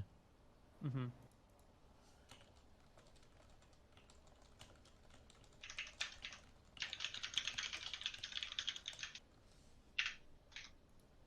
Do we get any proficiencies, non-weapons for free, like reading, writing? Yes, you will all start with reading and writing, literacy for free because you are nobles, and you will all start with etiquette for free because you are nobles. Okay. We start with And literacy. Do we need horseback to? riding. Do we need to You write have these to have down? these, yeah. Yes. Do you put these under like non-weapon proficiencies or? Yeah. Yes. So literacy, etiquette, Etiquette. how to spell this fucking word. And horseback riding. Does it matter what stat we choose for any of these, or? Yeah, they're specific. All Etiquette's etiquette charisma. is off of your charisma. Horseback riding is wisdom, willpower, and then there's some modifiers which will apply. Gotcha. And then think literacy, it horseback said NA. So Yeah. It's just You'll a thing. never make a literacy check. Unlike 5th edition, 2nd edition is usually if you have this proficiency, you can just do this thing, and you only need to make checks in rare circumstances. So I if we're in can't like a imagine- rushing, if we were in like a rushing river, we would have to make a swimming proficiency check if we have swimming as well. Right, if like you're trying to swim to shore during Yeah. the storm, you might need to make a swimming check. But if you're just like swimming, it's fine. Yeah, if you're just crossing a river, like that's normal, you're good. It's just yeah, as long as the conditions are not too terribly adverse. And if you can't swim, would it be a dex check? No, you just can't swim. You just can't do it. Okay. You just can't swim. Yeah, if you like get into water where you can't touch the ground, you'll just start drowning. Yeah, I'll be having a swimming proficiency for sure. We probably should, at least to some extent, like coordinate our non-weapon proficiencies. No, I agree. Do you Like think that we somewhat- all should have swimming so like we don't run into that issue? I mean, I'm gonna take swimming.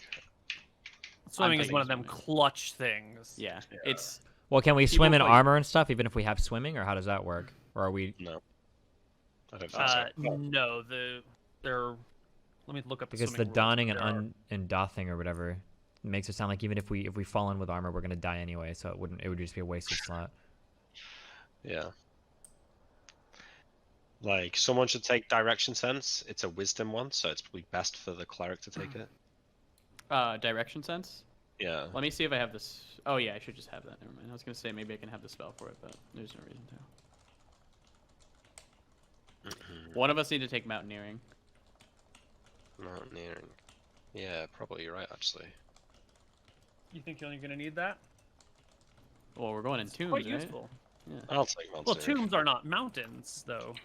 Some I have tombs lots are of Tombs are mountains. notably fairly flat. Oh. I'm not saying you shouldn't take mountaineering. I think it's a Something to 2-slot think about, yeah. proficiency, though. So it's Is it? It's a one slaughter. Is it a 1? Okay. I'm just Yeah, looking at. maybe. I'm looking at the rule book. I'm not looking at your. Right. Is that okay? Yeah, that's Mountaineering is That's- 2 in the. Oh, okay. In the player's handbook, it's 2, right? In yours, it's 2. In The mine, it's player's 2? handbook is Okay. one. Yeah. Oh.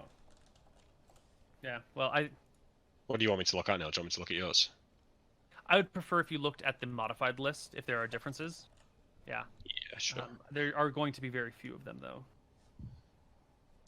Does one of us need tracking? Yeah, can you grab that? Probably. Yeah. What's your perception? Mine's. My perception is 11. 13. Yeah, you should probably grab Perfect. the tracking then. Do you want to grab tracking and direction sense, or no? Let me check what direction. Since it's keyed off. Oh wait, direction sense as well. Never mind. Idiot. Idiot. You're dumb. Heard of.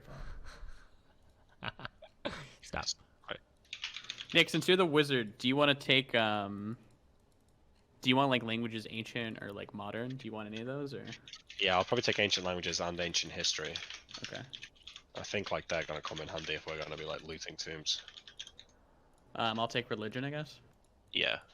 I'll take alchemy as well. That's probably good. And I think I get 4. Plus your language slots. Do we not want to use that? We probably need someone to speak Mystrian, yeah? Ooh, well, it really depends on what we're going to be doing. If we're going to be doing like espionage and shit, I think all of Yeah. us should speak it. But if we're just going there as like warriors to kill people and shit, it probably doesn't matter. That only one of us needs to translate, I guess. You'll all start with Dracissian and Eridonian. You'll need Eridonian to have existed in the world, so take that as a free language as well. Does that go under one of those. non-weapon proficiencies as well? It just goes under languages on the front page. Front basic page. Do you think it'd be useful for us to have Mystrian?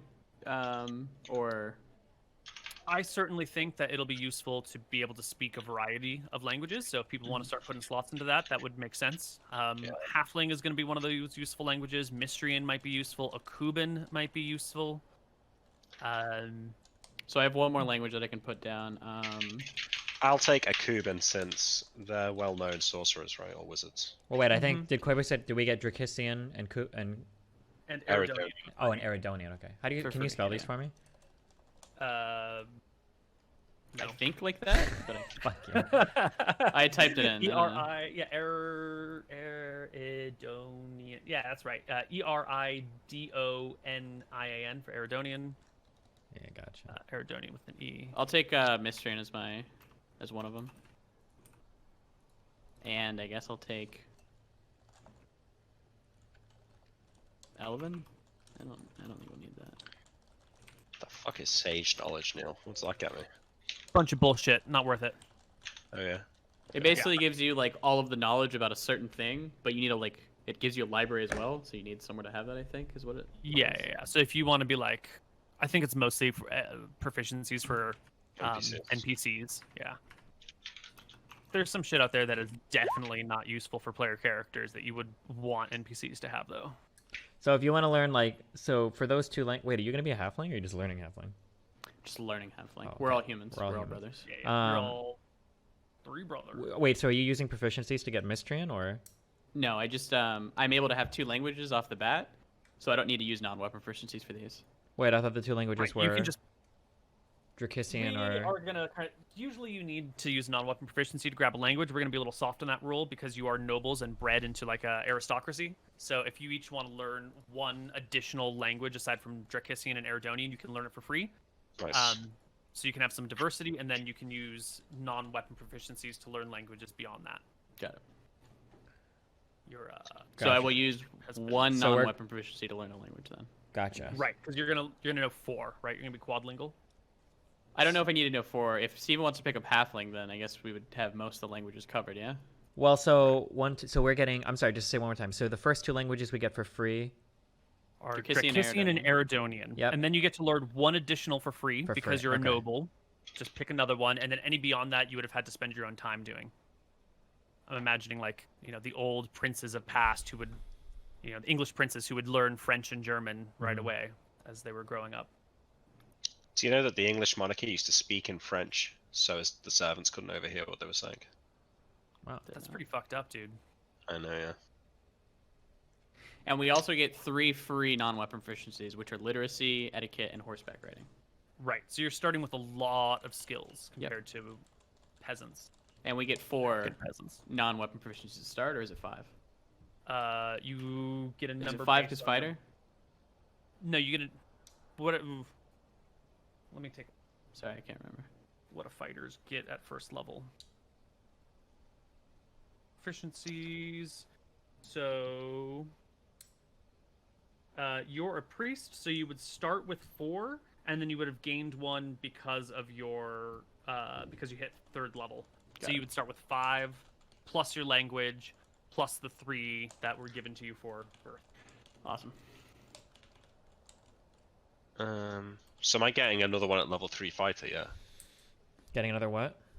another non-weapon at level 3 fighter. Yes. Yes, you would have started with 4 because you're a wizard, and then 1 more for fighter level. Cool. What other non-weapon proficiencies do you guys think I should take? So I think literacy, etiquette, and horseback riding are free. Tracking takes 2, and I believe I have 2 more to use for non-weapons. Well, I mean, we just need to fill in gaps. So I've gone for like basically all the wizard stuff. I've got alchemy, arcanology, ancient history, ancient languages, spellcraft, and then swimming and animal handling. Rope use? Yeah, rope use would be good. I think if I go down, it's a big issue. So maybe one of you should have like a healing or like a first aid or something proficiency. I don't know if first aid lets you automatically stabilize people. It does. Yeah, it's a 1-slot proficiency. Okay, that's intelligent, so I will get that. Okay, yeah. Yeah. Because I'm not going to get it because I can heal you, but if I go down, I probably need to be stabilized. I think I have 3 more. No. Is spellcraft really worth it, Neil? Like, I think in terms of playing a wizard, it's nice to have spellcraft, but So one more. Absolutely. And that way you can... What is a text spellcraft? you roll a check and you can basically identify what spell someone is casting. Yeah, that's super nice. Because then you'll, if you are, let's say you're doing some espionage moment and you see someone cast a spell and you know what spell it is, then you can place their level roughly, maybe. Or if you're in combat and a spell fails, you might know what someone is casting at you and know what they've used up. You know, if you want to try and count spell slots, sort of thing. It's just worth two. It's 2 slots though. It's just like it's a lot. Yeah. You also, I mean, it's nice, but there's a lot of nice things out there. You know. I've got 9 so far. I mean, alchemy seems pretty good. I haven't read it, but that sounds like it would be good. Final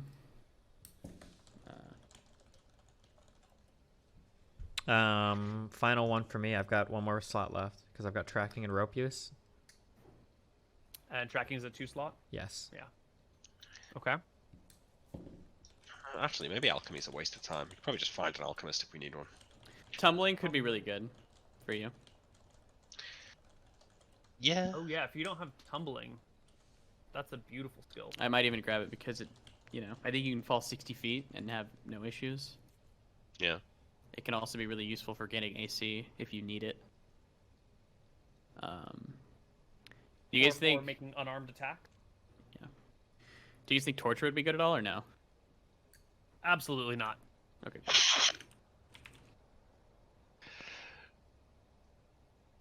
And because I'm multi-classed warrior and priest, it'll only cost me 1. It'll cost you whatever either of those are. Yeah, you Got it. have cross-class compatibility. Amazing.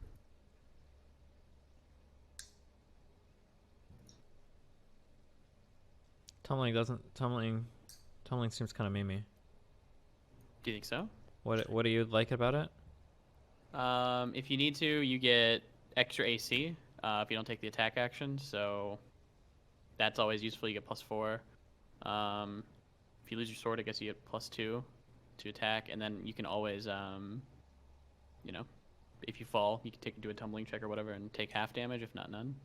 Half damage from falling is nice. Okay. None of these are changeable at there's any points, right? Right. Gotcha.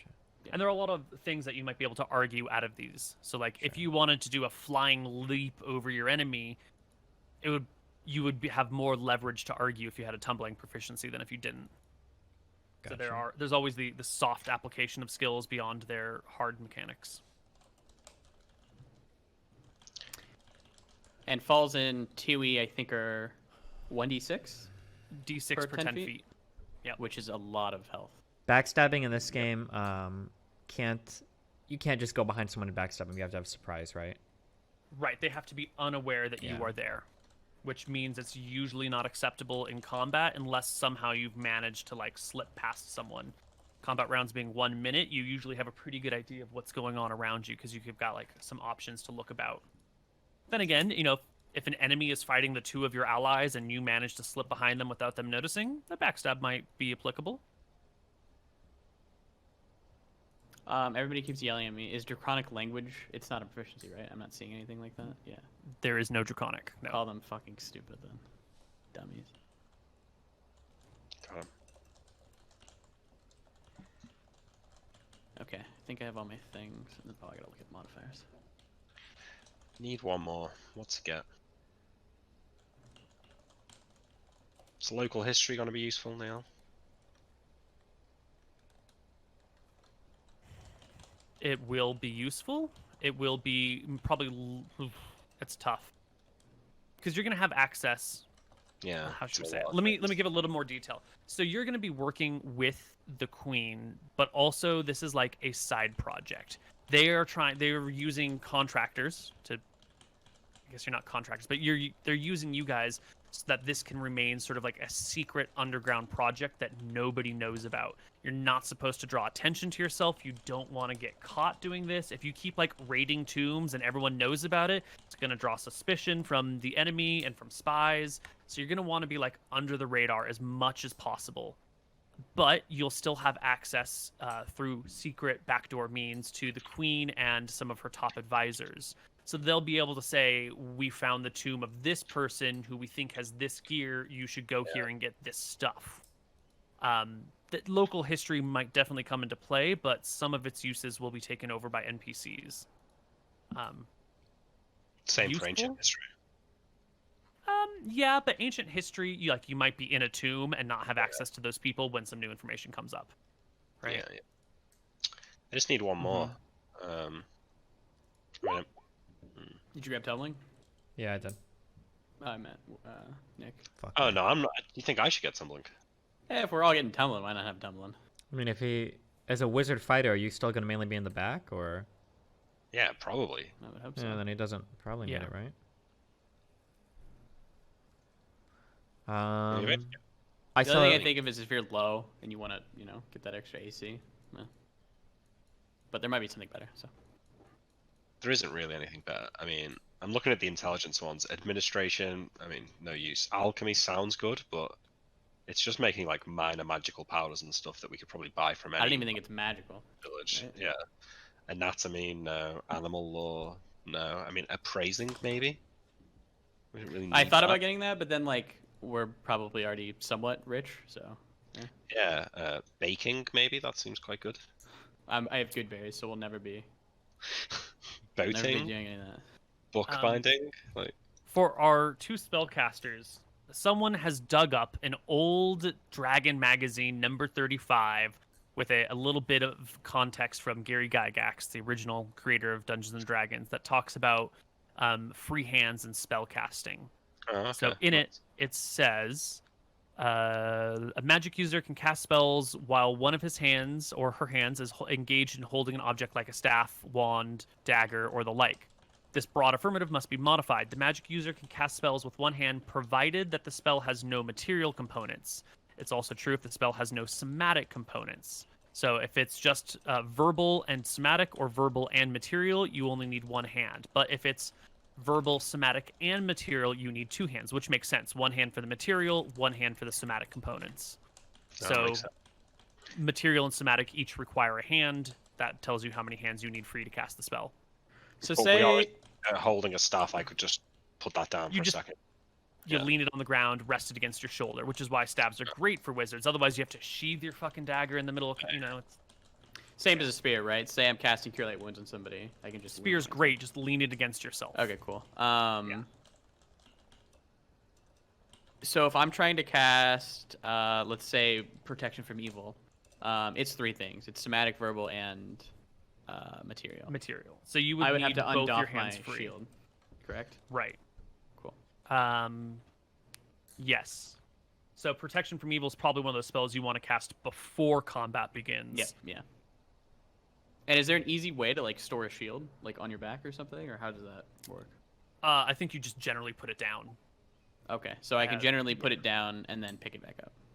Right. If you're not in a combat situation, Yeah. you can put things down and pick them up without any problem. If you're in the middle of a let's say you're fighting a person and you drop your sword, it will be a full action to pick up your sword because with the whole 1-minute combat round, that person is definitely trying to keep you from your sword. So it'll take a minute to position yourself in a way that you can grab the sword without provoking an attack of opportunity. Are there spells listed? Do we use turns as a terminology for 10 rounds, or is that? A turn is 10 rounds because people are dumb. Okay, I didn't know if there's spells listed in last 2 turns or something like that. Some spells will last turns, some spells will have turn casting times. Gotcha. How angry are you guys going to be if I just take dancing as a proficiency? Fucking do it. Sounds like a waste. Depends on how you're gonna use it in the game. You might as well just play a fucking bard, dude. You're gonna start wasting shit. Hold on. Part of, as we've mentioned before, you're going to want to be able to go around the country and not be noticed with these things. And since you are noble families, especially this noble family, you stick out like a sore thumb. You're going to need a little bit of cover as you go around the world doing your things. If you're showing up in a town, you're going to run into other noble people, and they might be like, oh, what brings you to Bon May, and you might want an excuse. So you might have to develop a little bit of cover as you go from place to place. I thought they didn't want to talk to us at all. Did you take tumbling, Mr. Moon? I did, yes. Nick, if you take tumbling, we just be the traveling acrobatic circus. There you go. True. You might as well take it. Hell yeah. They will probably not, how do you say? 3 You're the sort of acrobats. person who it behooves to behave politely towards, but not to get too close towards. But you're also like the black sheep and a huge a topic of gossip. Yeah. So your actions are going to be chatted about very easily and readily. And if you keep showing up and asking everyone, hey, do you know where this tomb is? All over the place, people are going to draw some suspicion. So having a cover, having soft skills that you can use to do other stuff might be But nice. if we all go in with our tumbling proficiencies and show them a show, Yep. maybe we'll hear where the tomb is. We could call ourselves Direct Day Genius. Soleil. Yeah. Perhaps it might behoove the black sheep of the royal family to be tumblers and acrobats. That's I have high dex. I'm good. an embarrassing enough thing that I just feel like it makes sense for a noble person to have maybe a dancing proficiency, right? I certainly does. Don't fuck us, Nick. We're Yeah, tumbling. Nick, don't fuck us, okay? Don't fuck Just don't us, dude. fuck us, Nick. Tumble Don't give with it the us. pressure. You really want to be a tumbling for No, I don't care. You can do it. We're not gonna be acrobats. I'm not doing that. Yeah. Okay, good. So I have no weapon proficiencies. What did we decide on that? Are we? So I went shield proficiency, arming sword, spear, flail, and weapon and shield style. So I'm mainly spec'd into one-handed with a shield. That's what I'm doing. You spec into one-handed with a shield. That sounds like a one-handed weapons with a shield. good ass ma'am. Yeah. Right? You can either do that, correct, or you could do mainly you could do like a one hand and a shield, and then have other two hands. So if we get two-handed weapons later on, you have proficiencies in those. What is what's the difference between weapon and shield style versus one-handed weapon style? One-handed weapon style means you don't have a shield in your offhand. Well, yeah, Means but you I have imagine nothing like does the one-handed style get like big bonuses or? Bonus Just to AC. Oh, okay. Oh, never mind. Oh, I see it. It's on the second paragraph. Sorry. But it's not as much as a shield. Right. So currently, I have, Sometimes it's nice to have a free hand, you know? it might even be nice for me to grab that because like if I need to cast a spell. Because if you have a weapon and a shield, you can't drink a potion without storing your weapon. Yeah. So that becomes problematic. Do you have like? I remember if I read in the book that there are like bucklers that attach at the wrist. You can't like drink potions or anything with these types of things, or. If you want to use a buckler, you can. But if you specialize in it, it doesn't increase your AC. It's always just going to be 1 AC bonus from a buckler. Gotcha. Okay. Fuck a buckler. Get a tower shield. Shield rush, so- shield punch. So are you gonna use all this like shield rush, shield punch, block, all of that shit, or? You It can if you seems- want. They're not always all that effective, not until you hit higher levels, but they can be useful from time to time. And a shield gives you plus. It really is +3. It'll be +2, and then if you do the shield proficiency, which is different than the fighting style, it'll give you an extra +1. So it would be +3. Right. yes. Right. A medium shield will give you +3 AC and weigh 16 pounds. Jesus. Yep. You will be encumbered, but that's okay. That's fine.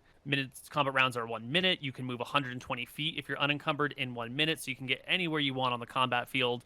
If you're encumbered to light encumbrance, there are no combat penalties, and you just move a little bit slower. One thing to think about with tumbling, you can only do it if you're lightly encumbered at a maximum. So if you're medium encumbered, you can't tumble, which can't give you the 4 AC.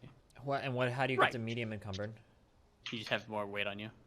Yeah, if you go to your gear tab, it'll show you what your encumbrance levels are. So you need to carry more than 69, but less than 93 pounds to be mediumly encumbered. Does this count your base weight or no? No, this is just your gear weight. Gotcha. Okay, just making sure. Okay. I took heraldry as my last one. I think that's quite Ooh, useful. that's nice, actually. Yeah. Announcing the party. Oh, not announcing. Recognizing signs and symbols of other families. That's Yeah, pretty that's useful. too. Yeah. Yeah. Yeah, I took religion as one of mine. Okay, I think I'm done with proficiencies now. If you want me to read them out for chat or something. Yeah, let's see what you got. Okay, so weapon proficiencies: longsword, bow, which is 2 slots, staff and dagger. Mm-hmm. And then for languages, I've got Dracissian, Eridonian, and a Cuban. Mm-hmm. And for non-weapon proficiencies, literacy, etiquette, horseback riding, arcanology, animal handling, ancient history, ancient languages, heraldry, spellcraft, swimming, and first aid. Great. You have one more weapon proficiency, though. I took bow is 2, right? Right, but you also hit 3rd level as a fighter, which gives you an additional weapon proficiency. Longsword, bow is 2, that's 3, staff and dagger, 5. Oh, I'm sorry. Yep, I can't count. I'm dumb. Okay. done. Thanks. I have taken. No. Oh, good. I was just going to ask him to put it into the skills tab on his character sheet. Yes. Doing it. For non-weapons, I have literacy, etiquette, horseback riding, swimming, direction sense, religion, and tumbling. And then my languages are Dracissian, Eridonian, Mystrian, and Halfling. And then for weapon proficiencies, I took shield proficiency, arming sword, longsword, spear, flail, and then weapon and shield fighting style. I think you have one more. Hold on, you've got from non-weapon. You've got 1, 2, 3, 4, 5. Oh no, 6, including the extra language. 1, 2. You've got 4 non-weapons that you took, right? And then the extra language, which would. And then the language gets 5. Okay. And that's how many I thought, right? Yeah. And then 1, 2, 3, 4, 5 from weapon, which includes the. You should have one more because your languages gives you 2 extra proficiencies. Oh, okay. So I have one more. You should have 2 more. Yeah, you should have 2 more because you get 5 weapon proficiencies, which you've done. You haven't included your 2 from language, so those can go to weapon or non-weapon because you are multi-classed into fighter. Oh, so those extra 2 languages. So one of those went into languages, but I still have another one, so I have 2 more weapon or non-weapon proficiencies left. Aside from the things that you automatically start with, you should have gotten 5 non-weapon, 5 weapon and 5 non-weapon, and then 2 flex. Got it. Okay, cool. So I have 2 more. Got it. Yeah. Fuck. Do you think it's just good to take those into like weapon proficiencies then? Be like a more jack of all tradesy thing? Nick, or do you think I should grab some more non-weapon proficiencies? I don't know. Like, the only reason I see in taking like additional weapons is if we do find some sort of like badass Magic items. Random weapon, but you're just guessing at that point. Whereas like a proficiency could be useful, like juggling from day one. Some of them do seem seemingly useless, but. Let me look at the proficiencies a little bit more. Yeah. Oh, fire building. Somebody should probably have that. Yeah, that's a great skill. That Okay, sounds so I'll grab one of those. Try and pick proficiencies that align with the stats that you've got. High rolls in, you know. Oh yeah, that's true. That's what I've been doing. Yep, fire building's wisdom. Great. And the modifier is -1. Does that mean 0? Wisdom Interesting. -1, yeah. Yeah. Yep. Okay. And one more.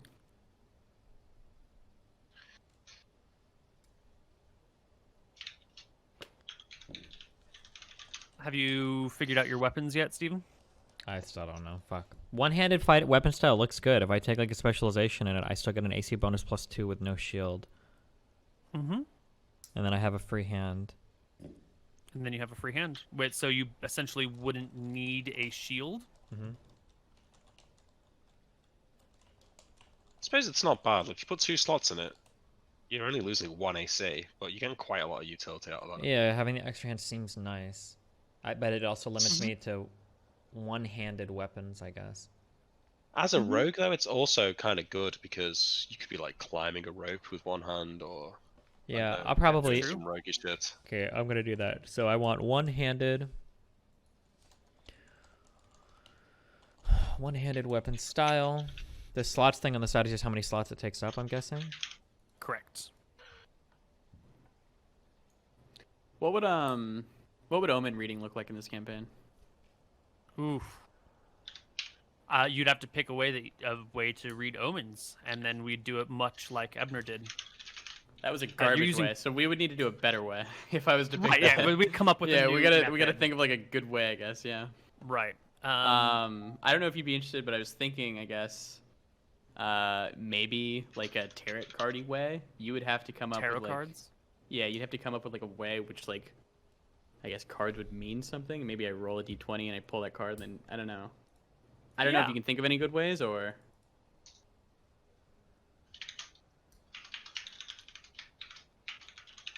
Omen reading is a tricky thing, right? It is. Because it can be super fucking powerful, or it can be complete trash depending on your ability to interpret it, which is sort of a part of the role. It's really swingy.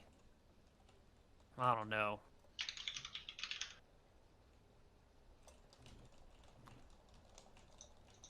It's also like asking the DM to tell the future, which you can't necessarily always do. Right. Yeah. Like, oh, is this going to go well for us? Maybe. I don't know. Yeah, it's one of those like, let me get a hint from the DM about things, Yeah. which is nice. But it's hard to do without breaking the game and being like, yeah, don't fucking do that. I'm totally trying to trap you into this. Okay. I don't know, maybe we should Alright. just avoid it. It's so Let's avoid it, and complicated. I'll just go with like a Yeah, gaming proficiency or something. nice. Gaming's fun. Get to that family drunken history. Yeah, that's charisma, so it's fine. Nice. You get a +1? Love it. No, I need to sort spells out. No. And then we're still doing 21 is, the number usually. 21 is yeah. I like that way a lot more than like how I think how 5e does it, where you kind of just set the DC. It's usually 21 and 2e. It's kind of nice. Yeah, it's a pass fail, and then sometimes there are penalties applied to it. Yeah. So Neil, I'm still getting this thing on the 2e spells list where I've clicked on wizard spells, but I'm still seeing stuff like bark skin. Which Oh, is a there cleric is spell. I think there's a wizard bark skin that I introduced. Oh, okay. I think so.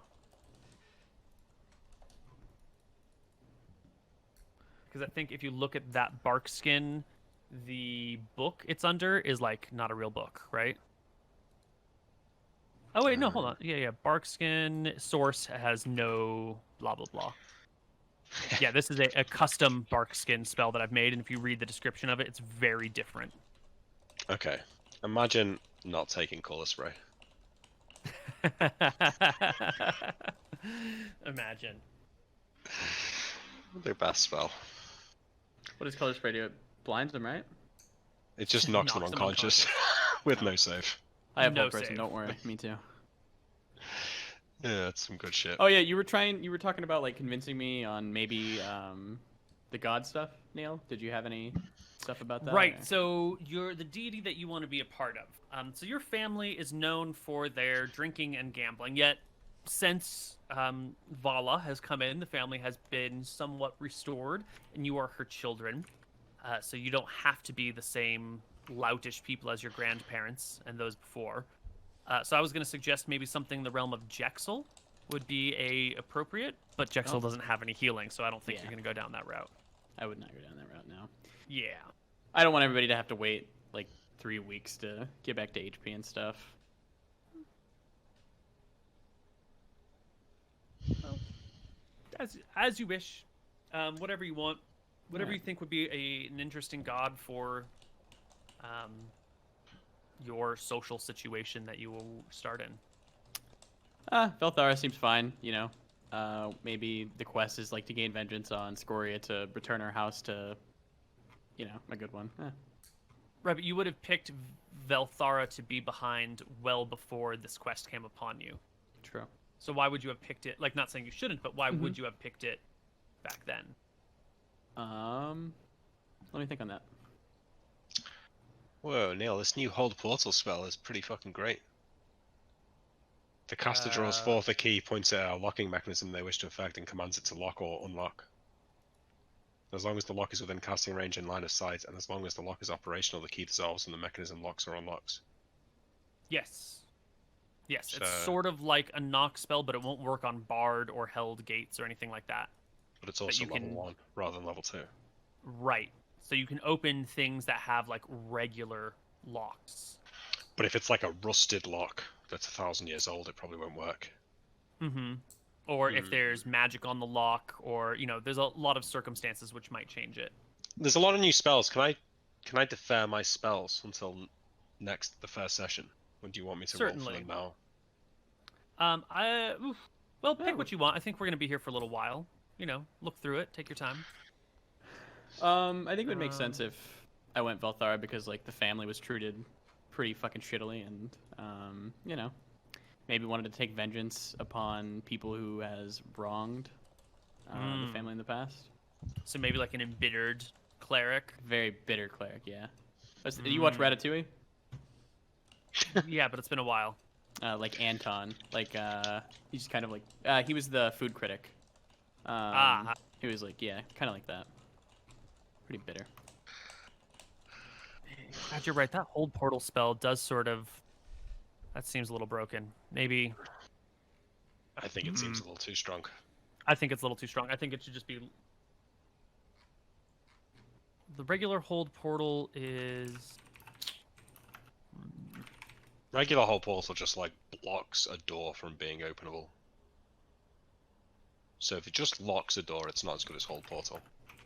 Yeah. Why don't we skip that one for now? That a lot of these newer spells need a little bit of a adjustment. So what's the difference between an expertise and a specialization?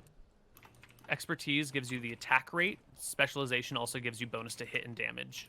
But expertise can be taken by multi-classed fighters or, other things. Gotcha. So, okay, so if I do one-handed weapon style, I can do my weapon proficiency.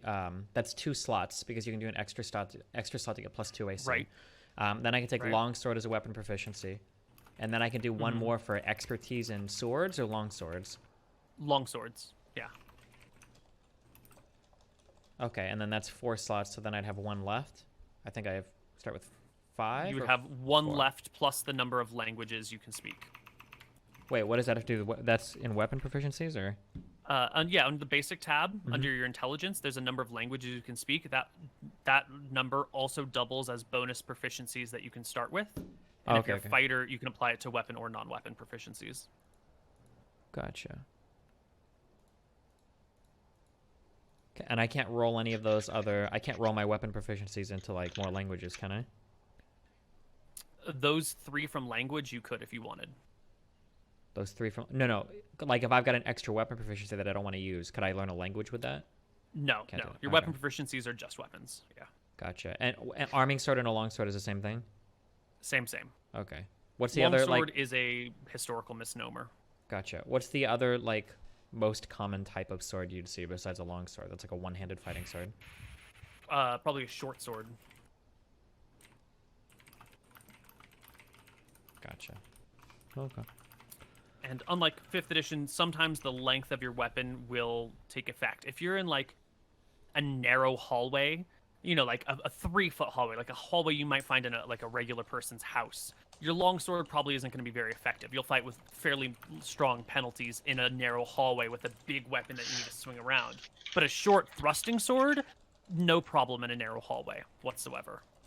Similarly, if you're like in close quarters with people, like if you want to put 2 people in the same square, thrusting weapons have no penalty to attack, but slashing and bludgeoning weapons will have a penalty to attack, so you don't have your full range of movement. Yeah. Also, I see you trying to trick me into not taking magic missile, Neil, but I'm not going to fall for it. That's fine. Okay. I don't mind if you have redundant spell slots and are nerfing yourself. It's fine. Yeah, okay. That's fine, okay.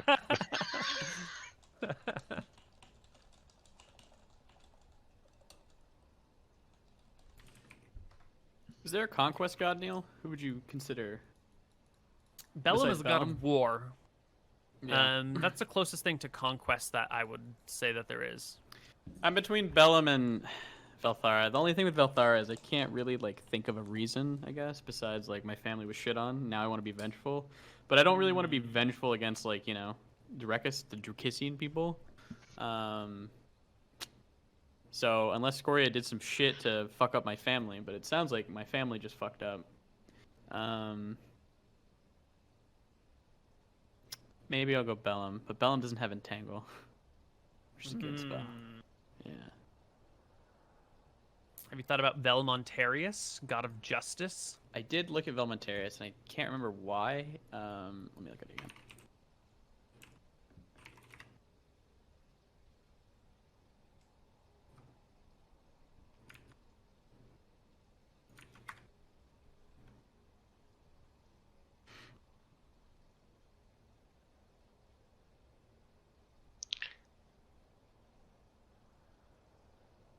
Some of these new spells, Neil, seem a little bit crazy. Some of them are a little bit wonky. Some of them are underpowered. Some of them are overpowered, and some of them need to be changed. Which one are you looking at? I'm just looking through it. Like simple summoning, basically you can summon any creature up to your hit die, but it's in no way bound to you or anything like that. But still, that seems kind of... You're just making a thing appear. Yeah, some of these new ones are a little bit wonky, and I'm kind of looking for playtesters to try them out and, see how it goes. So I like this one, for example, like the new silence spell. You can enchant a door to be soundproof for 3 rounds per level. So if we've got to have a really important conversation in or something, maybe you could. Right. Soundproof the door. Silence is great. So simple summoning is one of those spells where I haven't figured out the way to break it. Like, what are you gonna do if you're like a 3rd level caster? You summon an ogre into the middle of town and then kill it? Like, Oh, is it? yeah. A I'm spell so to- my first thing is like you're invisible in the like in a room, Mhm. and you're like, I don't know, like on a balcony or hiding in a cupboard or something like that, and you just cast summoning and summon an ogre in the fucking room to kill all the other people in there, or something like that. But somewhere where it's not going to attack you, like maybe you're on top of a balcony looking down, or you're in a house looking out of a window and like summon it into the street. Well, the range is 5 feet. You have Yeah. to summon it adjacent to you. Could you not just summon it sort of out the window and let it fall a bit? No, I think it has to be summoned on ground. Okay, yeah, that makes sense. But yeah, I mean, I am hoping you will find spells and be like, this is too broken, you need to change it, because I just threw a bunch of shit at the wall and I'm seeing what sticks. So reveal doors is definitely a cool one. I'm gonna definitely take that. I feel like that's gonna be very helpful. I think basically just to find hidden doors, essentially. What's the damage difference between a short sword and a dagger? Short sword is D6 to small medium, D8 to large. A dagger is D4 to small medium, D3 to large. So it's 1 point of damage difference. Gotcha. Unless you're fighting a large thing, and then it's like 2.5 points of damage difference. Mm-hmm.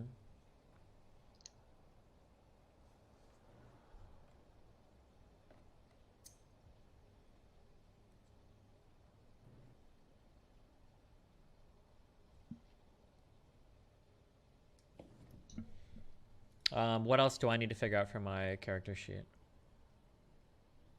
Let's see. Inventory. Thief We skills. will do inventory. Thief skills are going to be an important thing. Let's see. I think we're going to use the classic. Let me just double check between the classic and the modified thief skills, because we might want to use the modified ones. We might want to use the classic ones.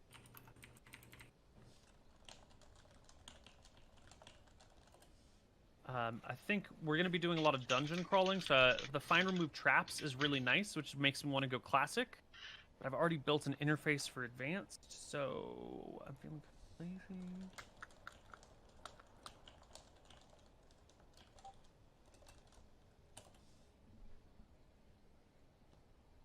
Let's go classic thief skills. Yeah, these are going to be fun.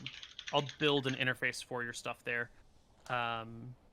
So you would just need to sort out your base skills and then modify them for the way that you've leveled.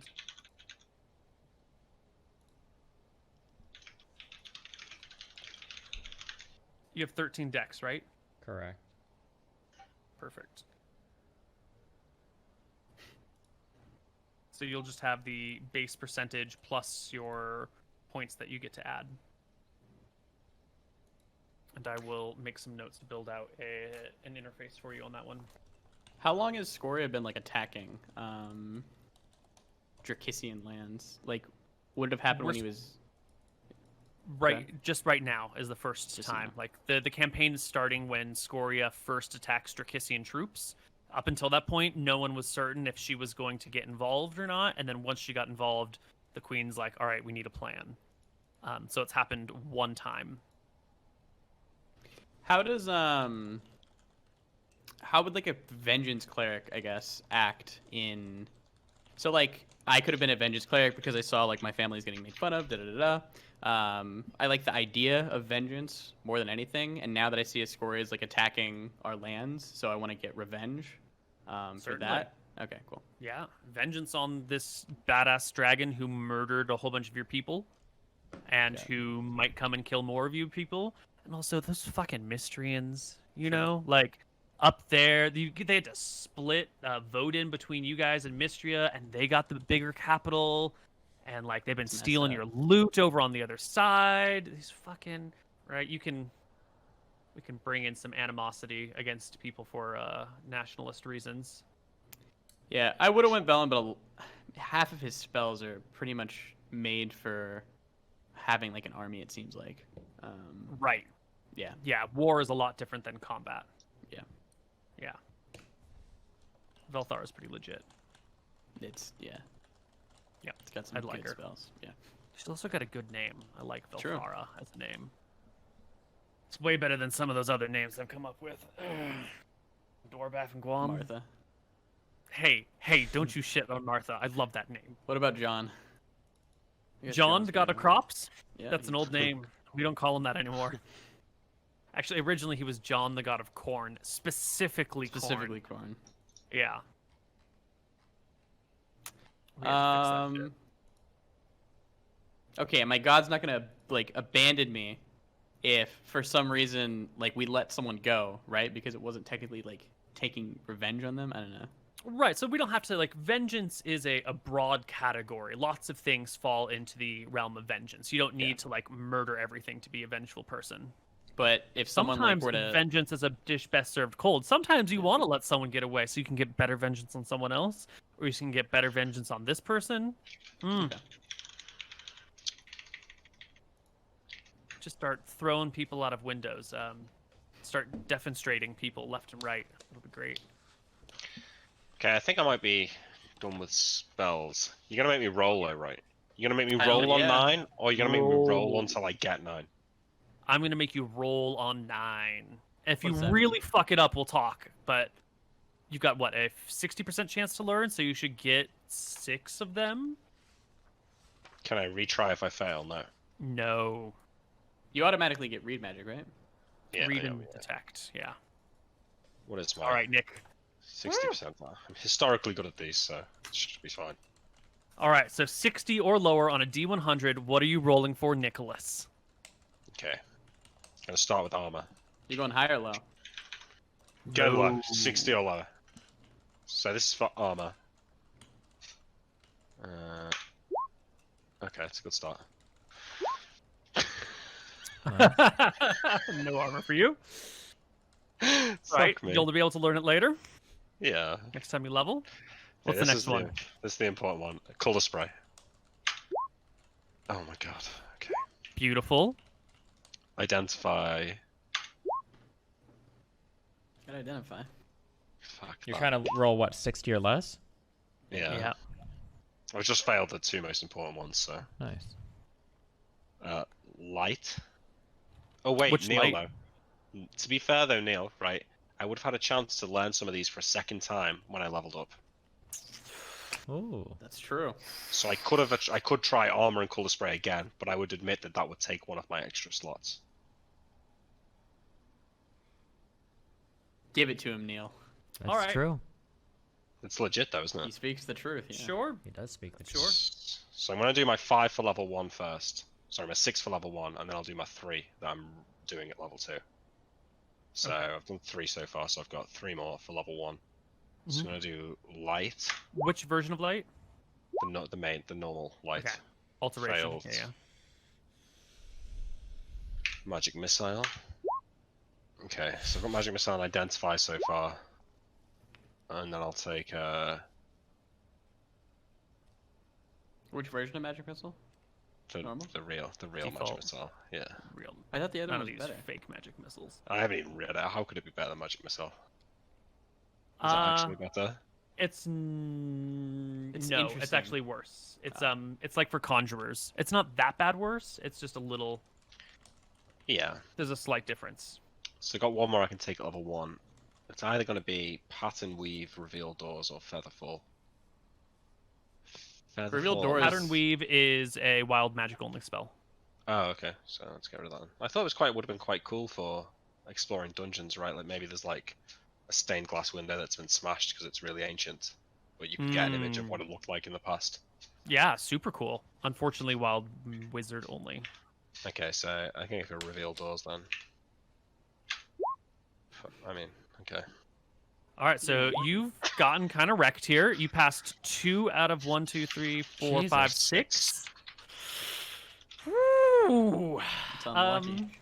This is bad, Nick. Well, you've got 3 more that you can do. Yep. So you've I'm got gonna what, 4 out of 7 4 out of 9, and you can learn 3 more, so that'll bring it to 7 total. I'm gonna- Well, if it's bad enough, we'll be soft. But Okay, I'm gonna I'm re-roll hoping color this last spray. 3 will be good. Oh my god. Re-roll armor. Oh my god. Oh my god. At What least you'll get the this. fuck? You'll get this last one for sure. At least so pick I'll pick a reroll spell you last really one. want. Light. Oh my god. You ain't getting shit. Oh my god. Wait, so you have like what, like 2 spells? You might as well just Two drop the shitty multi-class at spells. this point. Yeah, you might as well. All right. Might as well just be This a is fighter. definitely an unacceptable number of spells, Nick. And one of them's identify, and one of them you said was useless. So Man, I hope we find a lot of magical items for you to use your magic on to identify, I guess. just Okay. okay. Here's my argument. Right, my chance to learn for my level 1 spells should be 70, because it's in the presence of a tutor, and he'd give me a bonus of +10. So for those first rolls, the 64 and the 65 for light, and the 63 for reveal doors, and color spray, like they would have passed because I'm with a tutor, right? So I get a +10. I Checks don't out. necessarily think that's how it goes. Okay. Well, I mean, um, what do you want to do? I know that you want to just leave me with it, don't you? No. I don't want to just leave you with it. Okay. You've been a bad student. Perhaps you've what are your skills here, huh? You're a naughty You've got boy. some of that you Good didn't take skills. dancing in the end. Alright, good skills. Yeah. Okay. I'm gonna just throw some stuff at you that your teacher would have tried to teach you, and then you'll just see if you pick them up here or there. So alarm. Roll for alarm. You just give me random facts. I'm just gonna give you shit. Yeah, well, hey, look, you had an option to do shit. You failed. I'm gonna. There you go. That's a good Wow. spell. Oh wow, great spell. Alarm is a good spell. Don't you? Are you shitting on alarm? How could you shit on alarm? It's useless. It's so good. It's not. Fine. Give him a good one, Koibu. I already failed all the good ones. You can cast alarm so that you know if anybody's coming while you're sitting there identifying a magical item. Actually, it works well. And then if they break in, you can cast magic missile at them. Yeah, but it only lasts 4 hours plus half. It only lasts 5 hours, and identify takes 8 hours to cast. So it doesn't even last a whole night right now. Let's see. You multi-class for alarm, I guess.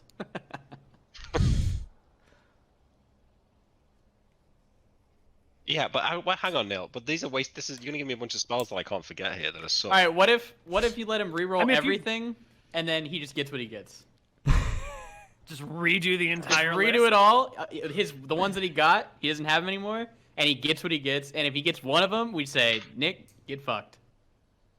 No, I don't want to run the risk of him failing even worse. And I don't say, think it can't can be fail wrong, worse you're than right. that. I don't think That's he not can. That's not gonna happen. Yeah. That won't happen. I mean, we've seen bad luck, right? Yeah, it's past. We're past it. We Okay. moved past it.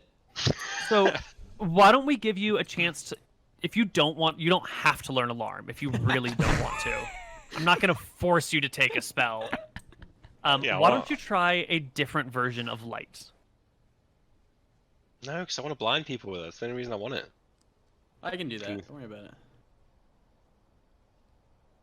Yeah, but you can do other things that are useful at level 1, whereas the wizard True. kind of can't. What about lasting breath? How many people does this affect? 1 creature per level. So at 20th level, you have 20 people. You know, doesn't it say in the book that you just start with spells, you don't have to roll for them? The book Like, has a lot of options available to you. I tried to give you something that would be equivalent to what the book offered, but with the potential for greater power. It also has the what- potential for worse outcome. I need. What do you want? You just want me to roll lasting breath? I don't know. It kind of sucks. Fine, then we'll do Moon's suggestion. We'll just re-roll them all and That's see a what good happens. one, Nick. That's a much better suggestion. I'll take that. All right. This is gonna be. We'll delete the things you've learned. Alrighty, hold on. Try over. Good job. You good were job. such a shitty student that he wiped your mind and was like, let's restart. All right. Starting again with alarm. With I not alarm, feel sorry. bad about your first roll that's coming up though, so you might not want to do a good one. I think the first one is good. You should pick a good I spell. don't- The I first don't one think is it's going to be in the gonna 40s, I think. This is armor. Oh I my told- god. Nick, what are you doing? Nick, you're He's got the fucking our bad campaign. seed. Nick, you're already fucking our campaign. That's exactly what I rolled last time. Yeah, it is. That's fucking nuts. Color spray. Welcome to the welcome to the losers queue.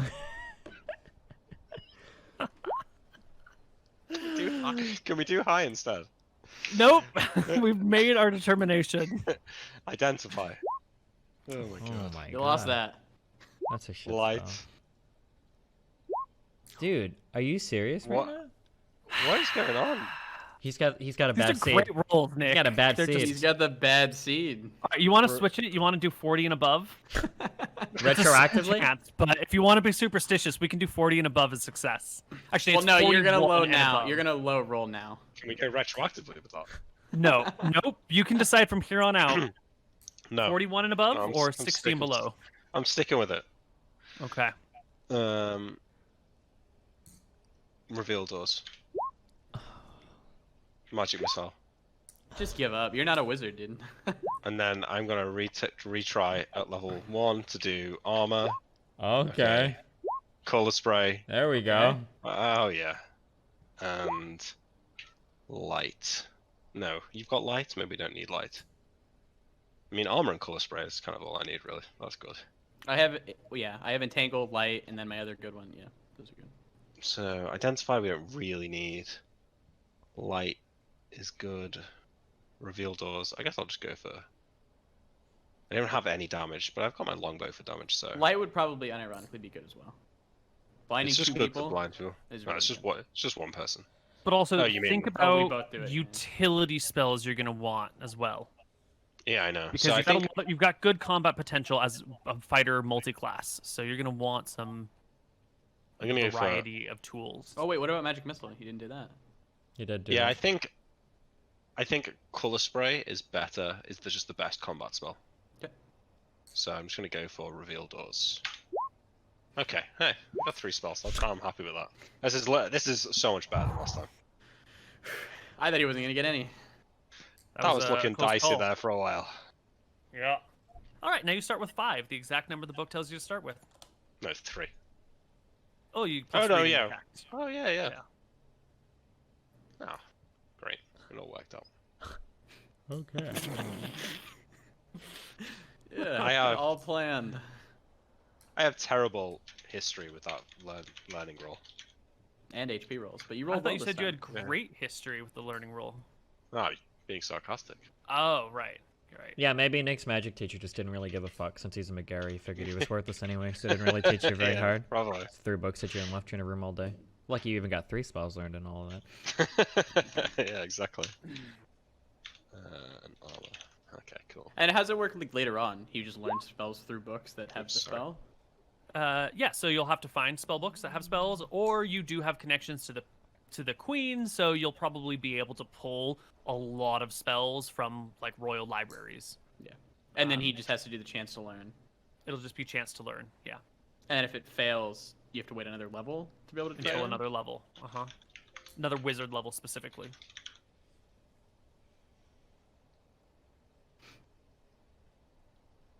Interesting. Yeah, that was intense. Ooh.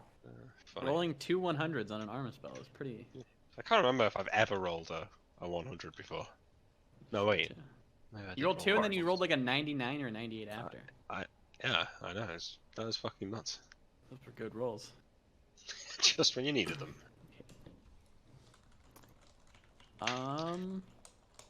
2, 3, 4, 5. Okay, so Steven, you still have a couple of extra proficiency slots Do I? from your languages that you can speak that haven't been applied. So you get 3 more. Oh, I need 3 That more can be languages. weapon or non-weapon. Well, No, they don't have those to be language slots languages. can be weapon or non-weapon proficiencies. Oh, okay. Oh.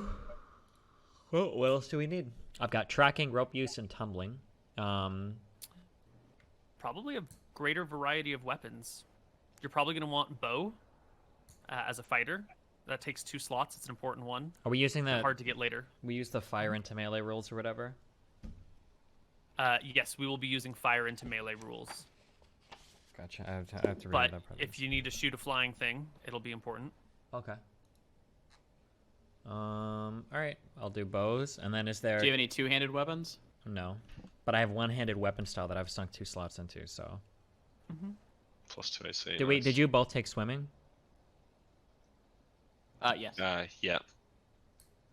Okay. I might take swimming then, I guess, as well. Yeah. Is swimming to be like an extra amazing swimmer, or It's to swim. so Just swim, period. just swim? Period. Yeah, without it, you can maybe tread water in good circumstances. Okay, gotcha. I'll take swimming. Is that dex or strength based? Strength. Strength. Okay. Bows takes 2 slots. Swimming takes Yep. 1, so that should be all of them then. Perfect. So we've all done weapons and non-weapons. We've done spells. We've done stats. I think the only thing left to do is gear, Yep. right? Yeah.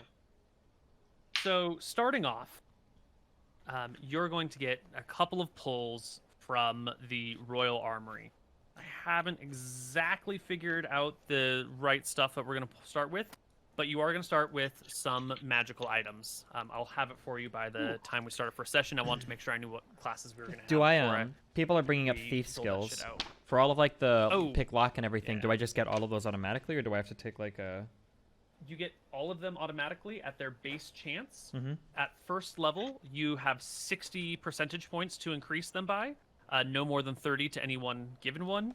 And then at every level beyond that, you get an additional 30 points to distribute. No more than 15 can be assigned to any one skill, and no skill can go above 95. Is that like So- percentage chance of working, or? Yeah, so right now you're at level 1 without doing anything. Your pickpockets is 15, but you can put up to 30 points into it, so you could have just a 45% chance to pickpockets. And then when at level 3, you could put another 30 points into things, no more than 15 to something, so you could put another 15 into pickpockets and bring yourself up to a 60% chance to pickpockets. Gotcha. Which table has like the gains you make per level or whatever? There's no table. It's just 60 points at first level and 30 points every level thereafter. You have the bad seed, Nick. It's true. Yeah. Nick, what are you doing? I'm just testing the The weapon. seed?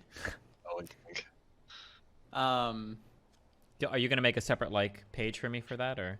I will make a separate page for you if you want to just put it in that those open boxes on the front page right now while you do the math. That's legit. It'll take a while to put the page together. Gotcha. So I'm getting 60 for level 1, and then I get 60 more because of 2 and 3. So I've got 120 points to spend. Yes. Okay. Yes. And no more than 60 points to any one stat. No more than 60 or 95. Did you? No more than 60 to any one stat, and they can't go above 95. Gotcha. Because you okay. can't put everything, you can't dump all into one stat. You can only dump half into one stat. I had a question. Oh, we're gonna be getting magic items, so I assume as a cleric I could probably start with plate if I wanted.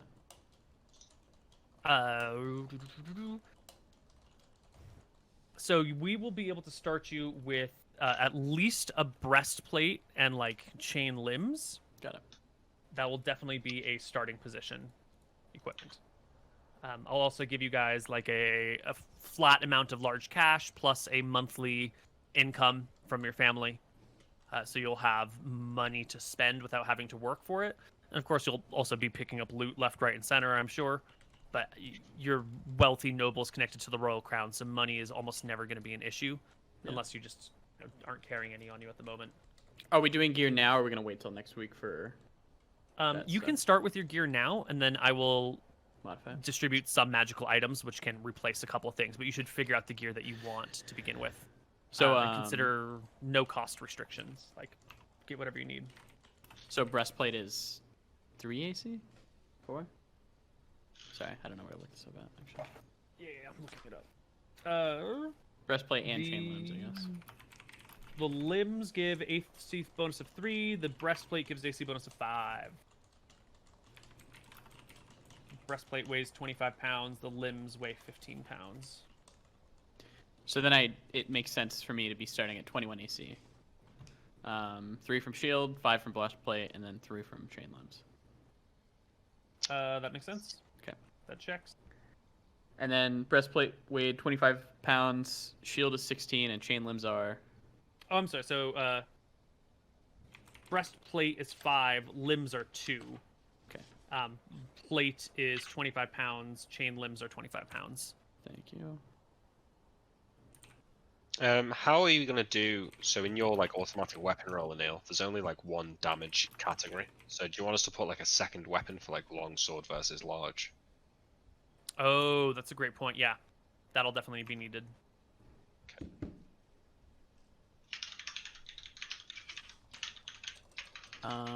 Okay, and then chain limbs was 2. Got it. 2, yeah. 20 AC. Weapon, I'm going to start with a spear.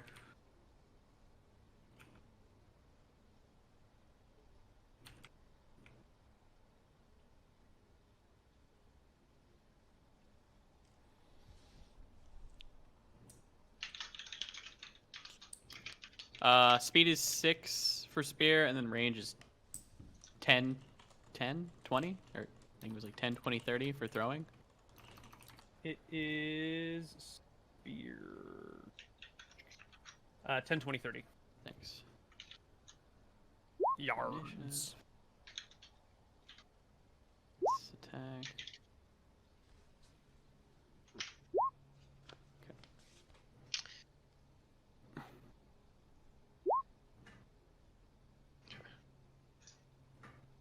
And you should all have a 2-hit bonus of 2 for your level.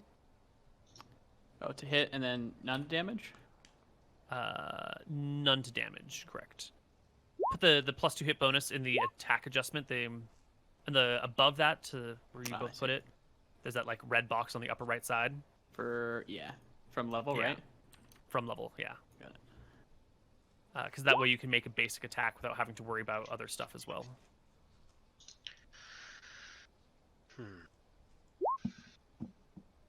Cool.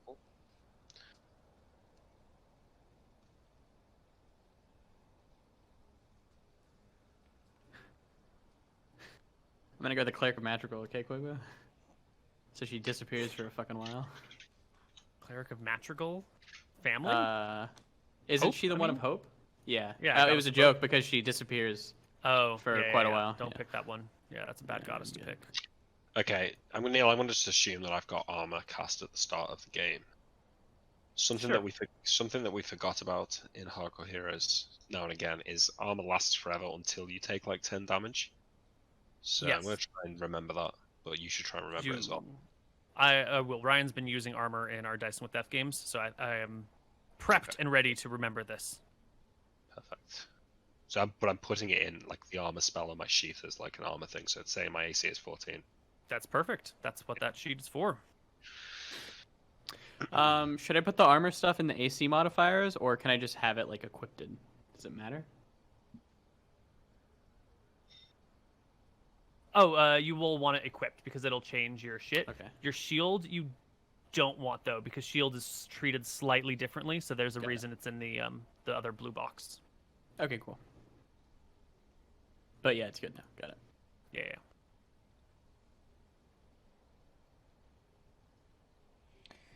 In terms of like what you guys would want me to have, so I have like I can pick pockets, open locks, find and remove traps, move silently, hide in shadows, detect noise, climb walls, read languages. Are we going to be running into a lot of traps this campaign? Is that You will something... be raiding tombs, so there definitely will be traps, which is a little unusual. You Yeah. So rules is written, you can't find like large mechanical traps. So things like if a wall comes in to crush you, like stuff like that, you can't detect. So is that something that...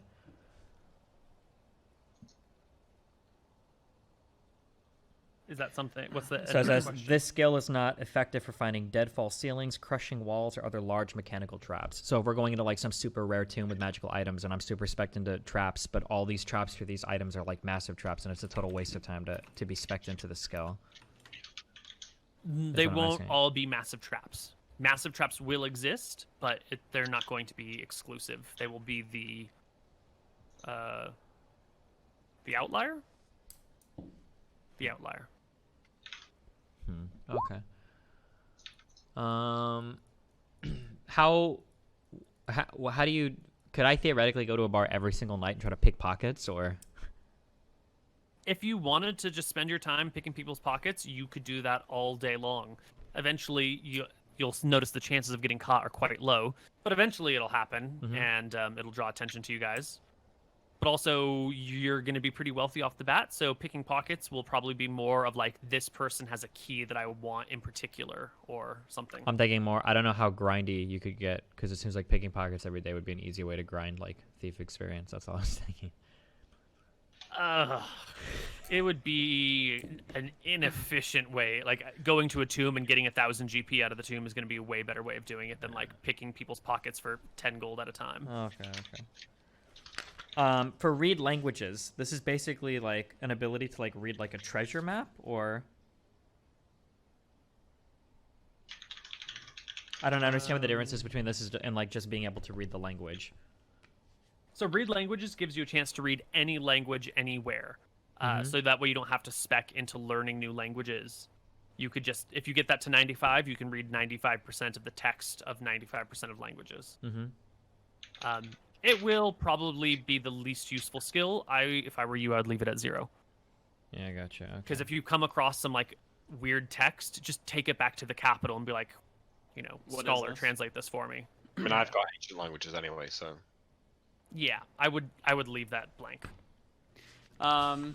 So say I have a shield and we're in combat rounds, and I'm fighting a guy. He's not going to be able to like walk around me to get to my back. I'm going to be able to move with him, correct? Right. So in combat, you will be able to keep facing your opponent and turn with them without any problems. And if they want to circle to your side, then you just keep facing them and following them. You're like engaged with them. But if you turn your back to another person, you provoke an opportunity attack. Correct. So 2 people, like if you're in an open field, 2 people could surround you no matter what. But if you're, whatever, it'll be fine. You said I could put a maximum of 60 in any skill or 30 in any skill, up to 95%. Half of what you get at any given level can go into one skill. So 45, because I'd start with 60 and then I'd get 30 and 30, or no, 60 would be 60. Yeah. Right. Okay. Climb walls seems no pretty good, right? Climb walls is pretty legit. You could get that up to 95 right away. Okay, and then just so that I make sure that I understand this, climb walls, it says I can literally climb very smooth walls with no tools. Is that accurate? So if I literally vertical wall, I can just basically walk up the wall like a Skyrim goat. Very smooth surfaces without climbing gear. I think there's a rule, like very smooth is a specific descriptor. There is another type of wall that is unclimbable. Let's take a look over here. Climbing rates. Climbing surfaces. Where's the surface? I think I read about that in the movement chapter. Yeah, page 163, table 67. Yeah, so very smooth, I think, is the... Like your brain. So very smooth is not going to be like drywall. If there was a 5 by 5 mile section of drywall, you would still be unable to climb that. I think very smooth would be like maybe a metal sheet that is bolted with rivets to something, and then you would be able to like use just those few little rivets to climb up. So for all intents and Or like purposes, in this world, unless it's literally like a wall of marble, I should be able to climb most things. Right, unless it's a wall specifically devised to be impossible to climb, and then it's kept in a good condition. So gotcha. You'd be able to climb any castle wall, any dungeon wall, but not a sheet of glass. Okay, gotcha.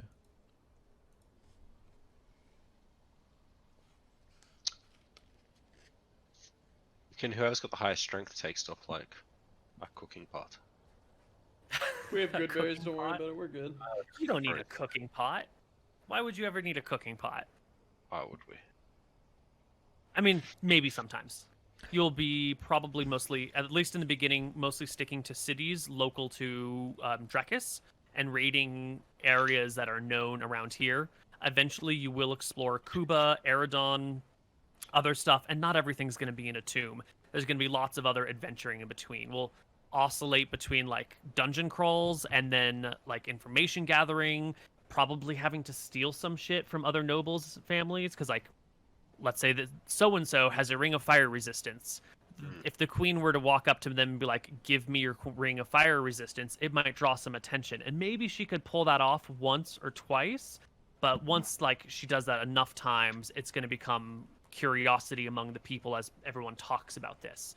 So she might be like, "Hey, this noble that we all know and love over here has a ring of fire resistance. You need this." Even though he's one of our own citizens, you're going to have to take it off him. Yeah. So you'll, yeah. Is everybody? So I have an ability for detect noise as a thief. Is everybody going to be able to make perception checks, or is detect noise going to give me like meaningfully more information about? Detect noise will be significantly more important than a perception check. Okay, this seems really important then.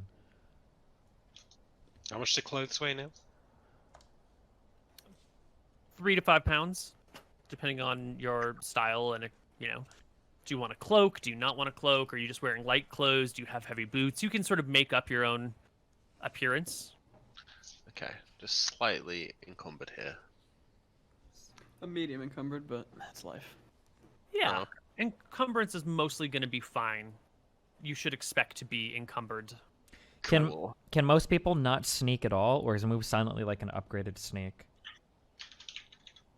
Most people sneaking is going to be pretty paltry. How should we say?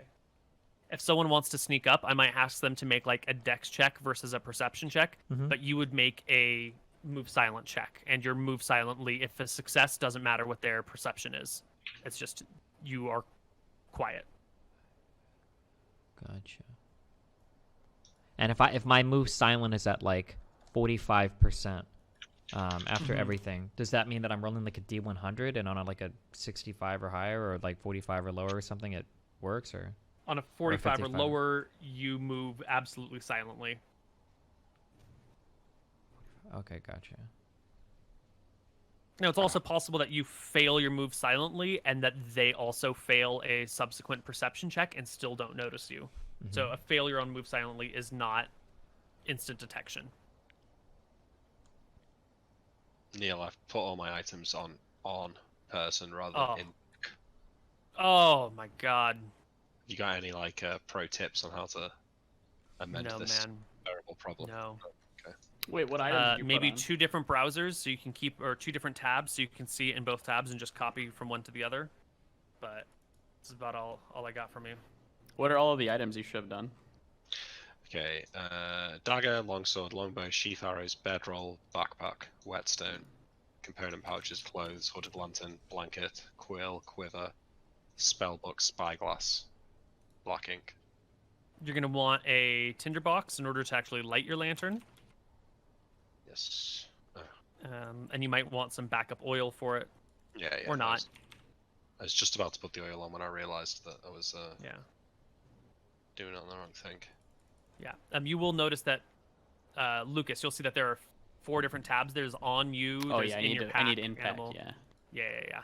And that way your pack is automatically calculated, so you can like uncheck a box and say, "I've dropped my bag. I'm no longer this encumbered." It's a way to Bedroll. manage our encumbrance a little bit easier. Less math in the long run. Hooded lantern is the one I want, right? Yes, hooded lantern comes up or goes down to block the light or to show it all around. A bullseye lantern focuses it in a very long beam directly in front of you. Yeah.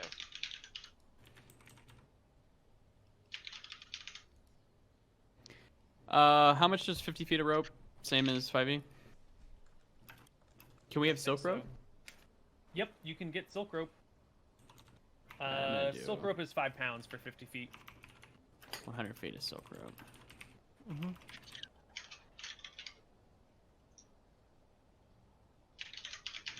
How are those thief proficiencies coming? I'm done with them. They should all be listed in my thing. Oh, okay. Detect noise, climb walls, move silently, find and remove traps is still pretty low, open locks, pick pockets, hide shadows. Cool. Bedroll's what? Love it. 3 pounds?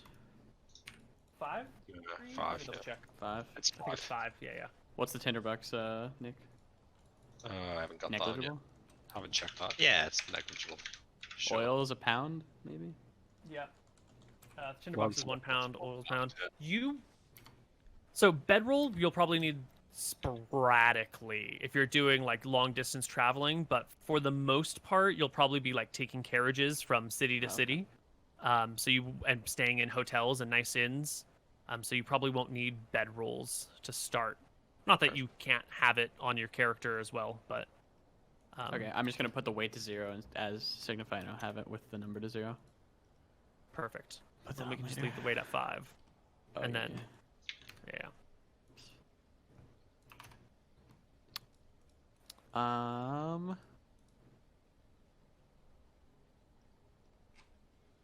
You guys are working on gear right now? Mm-hmm. Yeah. Yeah. So I don't need a blanket either, then, Neil. If I'm not going to be sleeping. No, you outside. probably don't need a blanket. If there's going to be an overland period, you'll like buy overland gear specific for that time. Are we allowed to have like a butler who comes with us? Oh, absolutely. Like if you're traveling around, you'll probably have like a carriage and a chauffeur and a couple of servants that come with you and haul all your shit around and take care of things for you.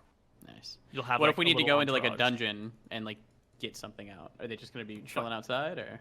Yeah, you'll find some polite excuse to leave them where they are. I don't know how much you're going to trust your serving staff. I wouldn't trust them too much. Like, Yeah.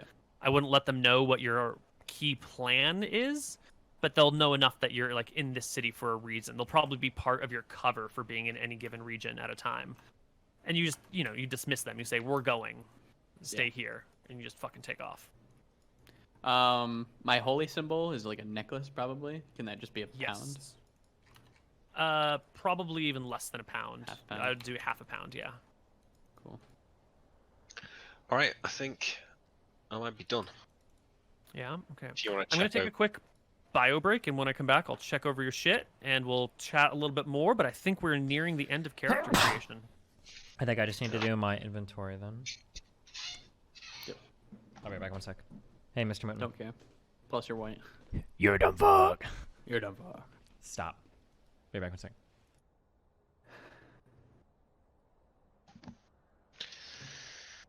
These character sheets are pretty cool. No, yeah, he's done. The spells is really, really cool. Yeah, the spells thing is pretty unbelievable, actually. Who knew we had such technology?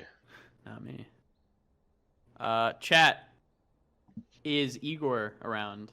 If not, find him. If you can't find him, then we need someone to make a flare for the D&D stuff. If you remember what Igor's flare looked like, how it did like the little animation, we're looking for that kind of same thing. We'll pay, I don't know, $40 or something. DM me on Discord. It has to be, it can't be GIF, it has to be like PNGN or whatever Cake said. You can make it like a Giphy and then I guess translate it to a PNGN. We need 2, so we need 1 normal one, and then we need 1. It's APNG, yeah. And then we need 1 with the APNG stuff. So, damn me. $40? Yeah, $40 to make a 16 pixel by 16 pixel flare. I think that's a pretty good fucking wage for half of you fucks. So, dumb fucks. What is a flare? Like, do you mean like a little icon next to their name. Yeah, I see. Capitalism, right? Just pay. Somebody will Yeah. do it. What fags? Yeah, yes. And I don't know shit, if you're allowed to I'm say not that again. outside. Chill. Well, I mean, I'm British, dude. I can say Yes, it. you are British, but oh my god. How am I getting banned in episode 0? I wonder why it's called that. I wonder why too. Okay, yeah. All right. We got any questions? I don't think so. I mean, I don't know if there's any obvious gear I'm missing if you want to check. Let's see. Hooded lantern, probably a backpack for your backpack. That's on my on, I think. Or isn't it? On my Oh, on. it's on your on? Yeah, it should be on your pack is all. Oh yeah, I Because guess if you so. drop your pack, then the backpack should be dropped. That's big thinking right there. Mm-hmm. Yep. Clothes, component pouches. Do any of your spells have significant components? That's a good point. I don't really have too many. No, I'll check in a second.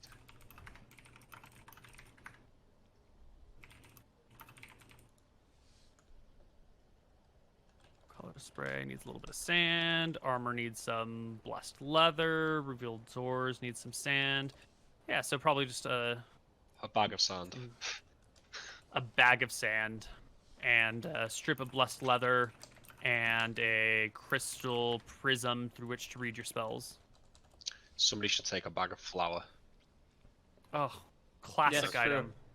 Very useful It's item. very useful to get. Wait, for what? Saying invisible people? Yeah. Mhm. Yeah. Wait, what But the also- fuck is Nick invisible? No. He's away. Okay. What's wrong with your soylent? I got like a bad batch. I didn't even know it was possible. It's like super How is it ultra bad? bitter. It's so disgusting. Fuck. You say Soylent? Yes. You know, you make that shit out of people, right? Good one, Nick. Thanks. It's the first of many, Steven. Ugh. Okay. Okay. What am I bringing for equipment? Let's see. So, do you want to wear armor? Probably. So you're gonna need Yeah. some armor. You can start with. You've got 13 strength, right? So you could start with a breastplate and some chain limbs. That'll give you some good AC to start off with. Is this you'll gonna need hurt some- my ability to do any of my thieving stuff? I need to like for my climbing. Certainly. Yeah, certainly it will. But if you need to climb something, Oh you yeah, just I can just take it off. take it off. Yeah. True.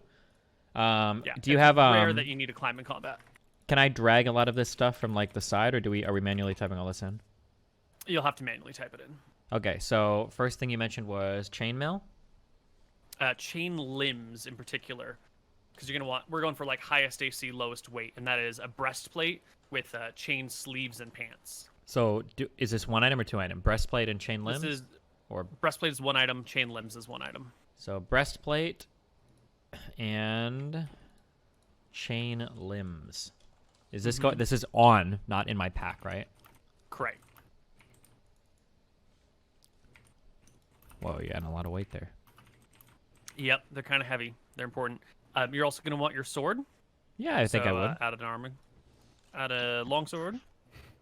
Not having an ultra Wait. spear. Armor sword weighs 3 pounds. Longsword weighs 3 pounds. What are you You arguing don't about? fight bud? with a shield, right? Correct. So you don't need that. You're gonna need some clothing, which is gonna weigh between 3 and 5 pounds, depending on what you envision yourself wearing. Do you wear a cloak? Do you have heavy boots? Are you sort of lightly dressed? You know. I think these like things I think go. like in a relatively unassuming manner. If my character is also a thief, probably wouldn't make sense to go about with a cloak and everything. Or maybe it would actually, because then you'd blend in more with the nobles. You wouldn't want to look like a commoner or a thief, right? Right. So you're gonna want to wear something of your equal to your status as a noble. Well, equal to something what I kinda want my nice. status to be. It's a medium noble, Right. not a shitter McGarry noble. Right. Hey, no, don't take the family name in vain. But also, names. You should be thinking about names in the background, everyone. Oh yeah, for sure. Dude, our family is so You should have seen I remember our family had these adventurers come through, and we offered them 4 magical items. Oh my god, you should have seen what we gave these guys. They fucking took it too. True. Oh my god, They it was took some shitty hilarious, powder. dude. Yep, they took a shield. that Oh hit my you. god, we True. scammed the fuck out of them, dude. That's the McGarry Hell yeah. household name. Hell And yeah. we got 10,000 gold from their shitter For asses. 10,000 gold. It was good. Fuck These 'em. events have not yet transpired, but yes. Yeah. Oh Yes. Oh, so we did get scammed. yeah. Okay, wait. So do I just put like noble clothing or? Yeah, just clothing. And then you can. I'm sure you'll have some character art at some point. Yeah. Okay. Yeah. Let's see. So that's like the basic stuff that you would want on you most of the time. And then you should have a pack in the in-pack tab. Okay. Um, I don't need Yes, I would add a we bag don't need that like weighs, like, 3 pounds. insignias or something signifying who we are, like a necklace that has like a family heirloom or emblem on it or anything like that. Is that part of?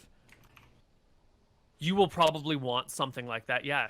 Maybe a signet ring. Each of you would probably want to have. They are negligible for weight, and they would have a small little thing carved into them that would signify this specific person made this seal that you can press into wax. Does this occupy one of the 2 ring slots we have in the game? No, it's non-magical, so you can Okay. wear it on any finger you want. You can even stack it with a magic ring, and it won't interfere. Wait, The magic rings are on the heart finger. magic rings have to be Yes. worn on the ring finger? Yes. Could So if you chop theoretically? someone's ring fingers off, Yeah. they can't ever wear magic rings again. Holy shit! That's actually really important. What if somebody had a false hand? Then they're not wearing a ring. So like, what's that guy's name? Oh my god, the brother in fucking Captain Hook? Lord of the Ring, or not Lord of the Ring. Oh my god, my mind. Game of Thrones. Jamie. now Jamie he would couldn't lose wear a one second ring. magical ring because he's missing a hand. Right? He'd only have one magic ring allowed. True. Holy shit. What kind of names do you guys want to go for? Like, our family name, do we have like normal names, or do we have sort of like? Well, if our fancy last name names? is Whatever you McGarry, guys want, we're man. probably like John, Greg, Frank. I was gonna do Anton. Anton, Really? that's pretty good. Antoine? What's That's wrong with good. that? That's that a what good you wanna be? noble name. I like it. Yeah, it's a noble name. It's the guy. Can't from wait for the Ratatouille. character art for MrMouton. No, it's the guy from Ratatouille. It's not. It's of my own race, Steven. Stop making it weird. Wait, what? I just thought the name sounded funny. Can you give us a character voice? Yeah, it's just this. It's just normal, okay? Stop. You're making Koibu cringe. I'm not. I'm doing a funny joke in chat. Okay, I can't make that character name anymore. I'm No, sorry. that's fine, no, dude. No, it's not. Do we get because middle names my in this? Character art. No, my character. You could be like art is Antoine gonna- Jefferson McGarry. No, I think not that'd Antoine. It's Anton, not Antoine. You're about to get the Jar Jar voice for my character if you don't stop. Oh my god.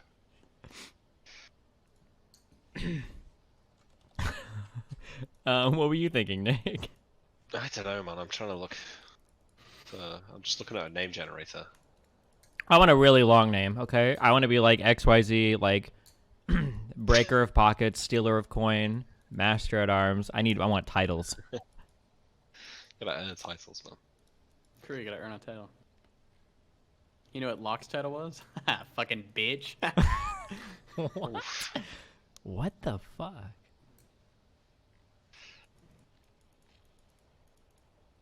How concerned are we by like using names from other things and getting sued? Zero concern. Okay. 100% zero concern. What do you think of Imric? Sure. I don't know what it's from. Imric? I mean, I knew you were gonna say it was okay. Now I was asking I don't know what Steven Emmerich and is. Lucas. Oh yeah, Oh, well, yeah. I would be I mean, really no- worried because Emmerich is definitely gonna be. I don't know what the fuck that name is from. What is it? No, I'm not. I'm not asking because of what it's from. I'm just asking like in terms of like how it sounds. I guess. It sounds fine. It sounds better than I guess Anton. Sounds okay, I guess dude. If my we're name's Irish, not you could good. be a limerick master. Emmerich the limerick sayer. You'd be like a poet. Imric the Limerick man. Yeah. Wait, what is Emmerich from? Warhammer. Oh, that's the game that copied StarCraft, right? Mm-hmm. Yeah. The lore? Yes. Yeah. Well, it's Warhammer Fantasy. It's from, but. Yeah. So I guess you could say a copy of Warcraft, I suppose.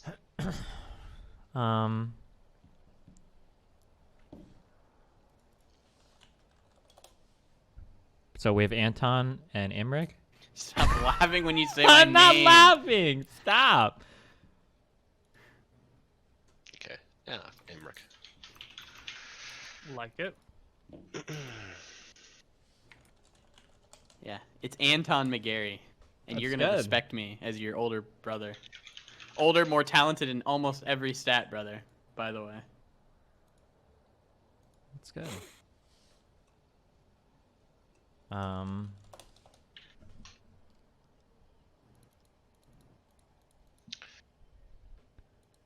All right. Who's gonna be the oldest? I put mine as 27. Can we roll for that? I Roll don't know for how we what? Do it. Oh, our age. Oh yeah. Who- Yeah. Wait, Maybe can we I should all be? roll a d20.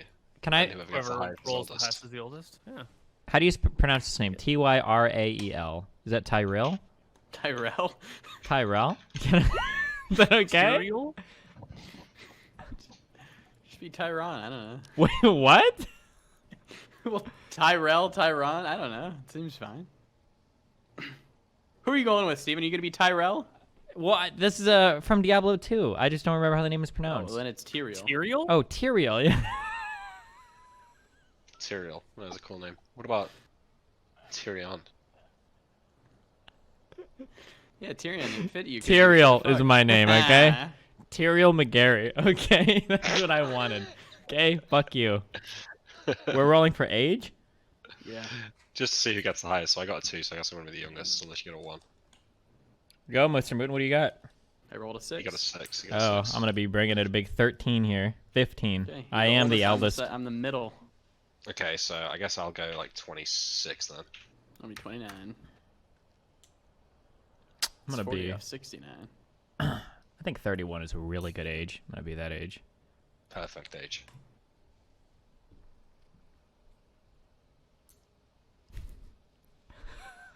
Okay.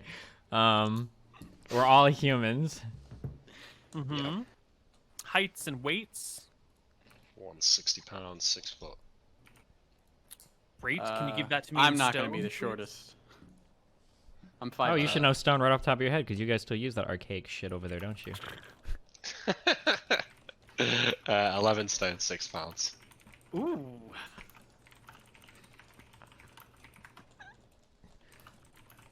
I mean, Love it. as an American, you want to talk about using archaic systems. Honest to God, don't you guys go to the fucking gas pump and you get like fucking liters per mile that you pay for in fucking pound? You guys have some crazy shit. You measure it in like miles per gallon. It's unbelievable. Don't even start, okay? We do a bit of everything, yeah. Yeah, calm down. The funny thing is, like, we'll measure like road distances in miles, but if you're like measuring something, you'll use meters and centimeters. But if you look measuring somebody's height, you'll use feet and inches. It's just like a fucking hodgepodge of just random. So, like, you're 6'1", but that building is 10 meters away. But Yeah. if you drive at 5 miles per hour, you'll get there in... Yeah, Wow. yeah, it's pretty crazy. All right. Like the Canadians, then. I think my character has to be a little shorter if you're a thief. Would make sense, right? Probably not like super tall. Sure. I mean, thief is sort of perhaps a misnomer. It's more of like roguish person. You don't have to be, you know, the short, scrawny thief. You could be the... You ever watched like any of the Pink Panther movies? You could be like an older gentleman, refined person who's flamboyant in society, but like secretly walks around as a cat burglar. What Ocean's great 11. movies they are. How tall are Oh. you gonna be, Mooten? Inspector Clouseau is wonderful. 5'10". So funny. 5'10". I'm gonna be 5'11" then. It's fine. Okay. You're dumb fuck. And your character weight in pounds will also be needed. How many pounds are you gonna be, Steve? 155. It's good. Holy shit. Lean. Okay, my guy's 175, dude. You guys chilling. Love it. Tyron. Oh wait, is it? Wait, what's your name? Tyrael. Tyrael, why? What were you saying? Okay, I don't know. I just got it confused. Tyrael and Anton, and Imric. Emmerich. All right, so we have names, stats, gear, proficiencies. You guys are still, I think Anton's still working on a spell list. Yeah. Oh yeah, I'll just as add you 'em please, as you it, need. yeah. Yeah. I think your second level spells, I'll need to do some modifying to the character sheets to make them. To just do the copy paste thing on them. Right now, it's just working for first level spells, but I'll have that for you in an hour or so. I'm just using. Do I need my- any other gear in my pack? It says You might want some other gear, but that's sort of up to you what you want to bring. I don't know how much more menial shit we need to be ready for. Because it sounds like in 5e, you basically just travel for 20 days. But it sounds like in this, we need to be able to hunt animals. Do we need to be able to skin and kill them? Do we need to have fire shit? Like, how specific? Most of the time, you're going to be like going from city to city, living in hotels, or you're like extra houses in different places. So you won't need a lot of survival gear. And when you do need it, you'll know you're going to need it well in advance, and you can just purchase it somewhere. So we're allowed to have So- silk rope as well. If you Yeah, want to do that. yeah. You have basically deep pockets, so whatever gear you think you might want to have, you can have. And if you need to get something, we can just be like, you have money, you're at home, 2 days later, you've special ordered the blah blah blah, and it's here. So I don't know. What do you think you might need? Your allies have chalk and rope and oil and lanterns. Well, I mean, I guess since we're relatively, we're not gonna be surprised. I guess and just wait. If we're gonna go into a cave, then I'll probably grab like torches, rope, something to mark chalk. If we're going to like a river or some shit, yeah, I'll just wait till we have a You'll thing. probably want a set of lock picks. Oh, thieves' the tools or nice thing something. on you. Can I start with thieves' those? tools. Yeah, they weigh 3 pounds. They're like varieties of picks and levers and hooks and whatnot, wrapped in a nice leather case. In your thief abilities, do you have the ability to like forge things? Is that one of them or not? Don't believe so, no. Neil, can I get some light stones? Yes.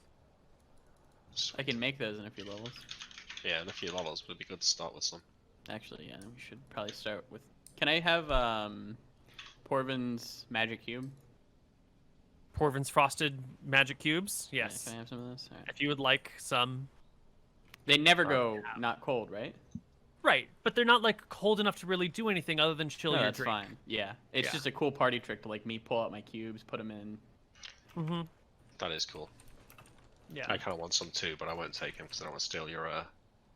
Cool I'll have 8 of them. How much do they weigh? Do you think?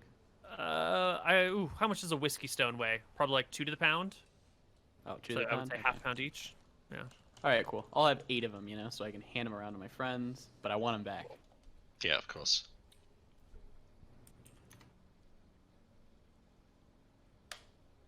Maybe want some candles.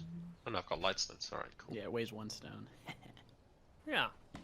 Great. So when we come to the next session, our first session, there will be certain magic gear that will be gifted to you, and we will set you out on a specific dungeon at the very beginning. I think I can tell you a little bit about that right now. Mhm. There is an old member of the royal family whose name was Babylon, and he was a spellcaster of sorts who specialized in the production of consumable magical items. Specifically, he was renowned for his magic candles that he made. Nice. And it will be this guy's crypt. That is the first one we will go down in, I think. And you'll be acquiring some interesting loot from this place that will help you upon your journey forward. Additionally, there is going to be sort of like a wish list of gear that I'm going to create for you guys, so that you'll know kind of like what you're building towards. What Like you our best in inevitably slot? get will be slightly different, probably, because you're probably not going to be able to find all of the best in slot stuff, and you'll also come across other things. So you'll probably want to switch stuff out, but I'll give you some goals to work towards, which will have some pretty sweet shit in here. And then we'll do some What fun level? What level do you think? I guess we could reasonably get to. Are we gonna get to like 14th level, or is it gonna be like a 7th, 8th level? I don't know if you I can think tell, 9 is a very reasonable area to aim for. But I've never run a campaign like this where we're using very ordinary people with extremely high levels of magic gear. So I don't know. Maybe by the time you hit 7th level, you'll be ready to go kill Scoria, or maybe you'll need to wait till 12. Maybe the dungeons that we build will just feed you more XP or less XP than I expect. It's gonna be a wild ride. Yeah, I'm excited. It's gonna be So, great. it's really hot here, and my camera dies at about 78 degrees. What? Ooh, that sounds terrible. It takes like 3 or 4 hours, but like when it's like 78 in the house, it'll eventually like overheat and shut off for a little bit. What kind of camera are you using? It's one of the Sony ones. An A6100? Think so. But yeah, it's like pretty hot in the house right now.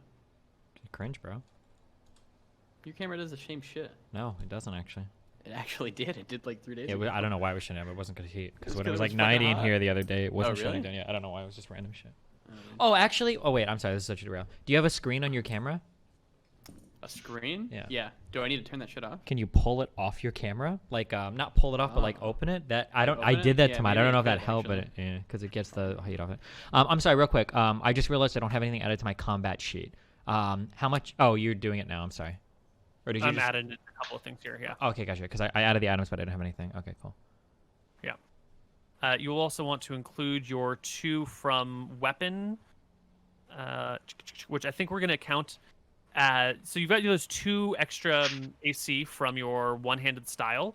Correct. I'm going to include it on your combat tab as one-handed style. Handed style, it gives 2, but we're not going to equip it. Instead, we're going to put it into the shield slot because it's going to function as if it were shield AC, which is calculated slightly different than other AC. Like, it won't, you can't get that from attacks coming from behind you, for example. So it doesn't apply to back, but it will apply to all your other shit. Gotcha. For those weird, that's why it's going to be unchecked on equipped. And there is no flanking in this, is there? No, there's not. If you're on either side, you get that. A attack from the front has no penalty or no bonus. If you are attacking someone from their side, like at a 90-degree angle to them, you get a +1 to hit. And if you're attacking them from behind, you get a +2 to hit, and they don't get their dexterity bonus or their shield bonus to AC. Gotcha. Is this so the first dungeon we do? Is this going to be like Babby's first dungeon, just so I can like run through some 2e combat just to? I mean, I'm still building the dungeon. We'll practice all sorts of things throughout it. Gotcha. Because the way that the combat turns play out is obviously significantly different than 5e. So I'm curious to see what that looks like in an actual game. Yes. Because it feels like the kind of thing that could get bogged down really hardcore, or maybe not. I don't know. I guess we'll see. I think it works fine, but it works pretty well. The addition of 1-minute rounds sort of waives a lot of problems where it doesn't matter exactly what you're doing or where you're facing. The rounds go so long that you say, I'm fighting this person, and we don't have to worry, like, oh, the 2 of you are in front, you're fighting. That's fine. You can attack either of these things. You might move, you might reposition slightly. It runs pretty... Question about so say we start a round and they're both 30 feet ahead of me. Normally I could like go 30 feet and attack whoever's in front, but if I'm trying to cast like a healing spell on them, I can't move 30 feet and then cast the healing spell. I'm gonna have to move the 30 feet, do the attack, and then next round I have to cast the healing spell because I can't move and cast, correct? Right, you'll have to position yourself to be adjacent to someone to heal them. Okay. Which could be a problem if you're trying to heal someone and they're like running to charge at somebody else. Correct. So in that situation, you might want to like tell them to like hold the I want fuck to up. heal you next round. Get over to me by the end of this round so I can heal you, or something. Oh, so say I'm casting the healing spell and I tell one of them to like come over to me and they don't, the healing spell's gone. Or I use it on myself.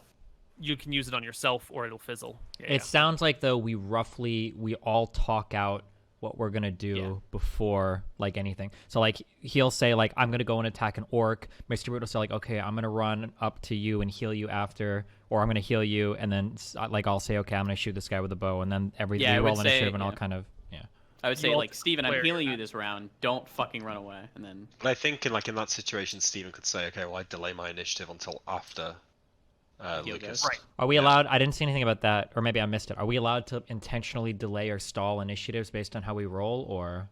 Totally. At the end of the round, then. If you want to say I want to wait until after the healing spell goes off before I make my charge, then you just wait until after the healing spell goes off to make your charge. So he would only have to wait until after my initiative goes, then he can do his. Correct? He doesn't have to wait till the end of initiative order.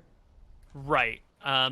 They'll probably like if they were in a really weird situation where like Lucas goes at 6 and then the enemy's fireball goes at 7, then we might say like, well, you want to start your charge right after the heal goes off, so you'll probably still be in the area of effect when the fireball happens. Sure. Because the initiative gets a little bit wonky, but it'll usually be something we can reason out with just. And then for your rolls is written just so I understand this. The lower initiative roll is better, or do you take the higher initiative roll is better? Lower is better. No, low is good. Yeah. Okay. I'm gonna do individual initiative, right, not group. Fuck group initiative. Most of the time. Individual initiative. Yeah. Okay, cool. Maybe if you're fighting 1,000 goblins, we'll do group. Yeah, I doubt that'll come up. How does that work? Well, probably won't come up. But how would that work with spells? You just each side rolls, and it doesn't matter what the casting time on your spell is. It just all happens simultaneously. Okay. Yeah, that's actually the default way of doing it in 2e, but I like a little more granularity in my games. So then we both roll, or we both go at the same time or whatever. Say I'm trying to cast my spell, I go first, it goes off. Say they go first, they hit me, my spell won't go off anymore. Say they go first in the initiative order, and then they attack me. I no longer get my spell, yeah? Right. Your spell will fail, and you'll essentially be wasting your turn. You'll be able to move, but you'll be wrecked. And we don't So, do con checks to keep the spell in. No, Got it. just you hit, you lose your spell. Yep. And so you want to make sure your casters are out of harm's way. But if they hit me, or if they try to hit me and they hit AC, I still get the spell. Correct. Generally, spells are super low initiative. Or like They're like quick. 5 or 6. Yeah. Priest wizard spells are usually the level of the okay. spell. Priest spells tend to be around 5 or 6. Yeah, Oh, my right, healing okay. spells are 5, which is Yeah. pretty normal. Kind of slow. It's the speed of a longsword. And then to be clear on you have different rules for death as well, right? Yeah, when you hit 0, you fall unconscious. Okay. If you hit -1, you begin to bleed. Every round, you lose 1 HP. When you hit -10, you die. How does you've got 15 life, somebody does 20 damage, do you instantly go to -5 or do you go to 0? You go to -5. Okay, so if somebody overkills you by 9 or 10, you're pretty much Yeah, instantly you're dead. fucked. Yeah. You're really fucked, yeah. Okay. Do we have a story written additionally- where the queen lady had like secret kids somewhere, or we really need to not die? Damage in 2E is a lot lower. Okay. But yeah. Okay. The other thing to note is that when you go down to negatives, getting back up is not nearly that easy. If you spend at least a round at negative HP, when you come back, you are on what we consider like death's door. So it's like you've sustained a critical wound and you need a day of rest before you can even like get up and walk around. Even with magical healing? Even with magical healing, yes. And But if you magical go to healing will 0, bring you to 1 HP, regardless of how low you were. If you're at -9 and you get a cure light wounds, you just go to 1, and you're still fucked, but you're alive. what if they went to 0, got knocked out?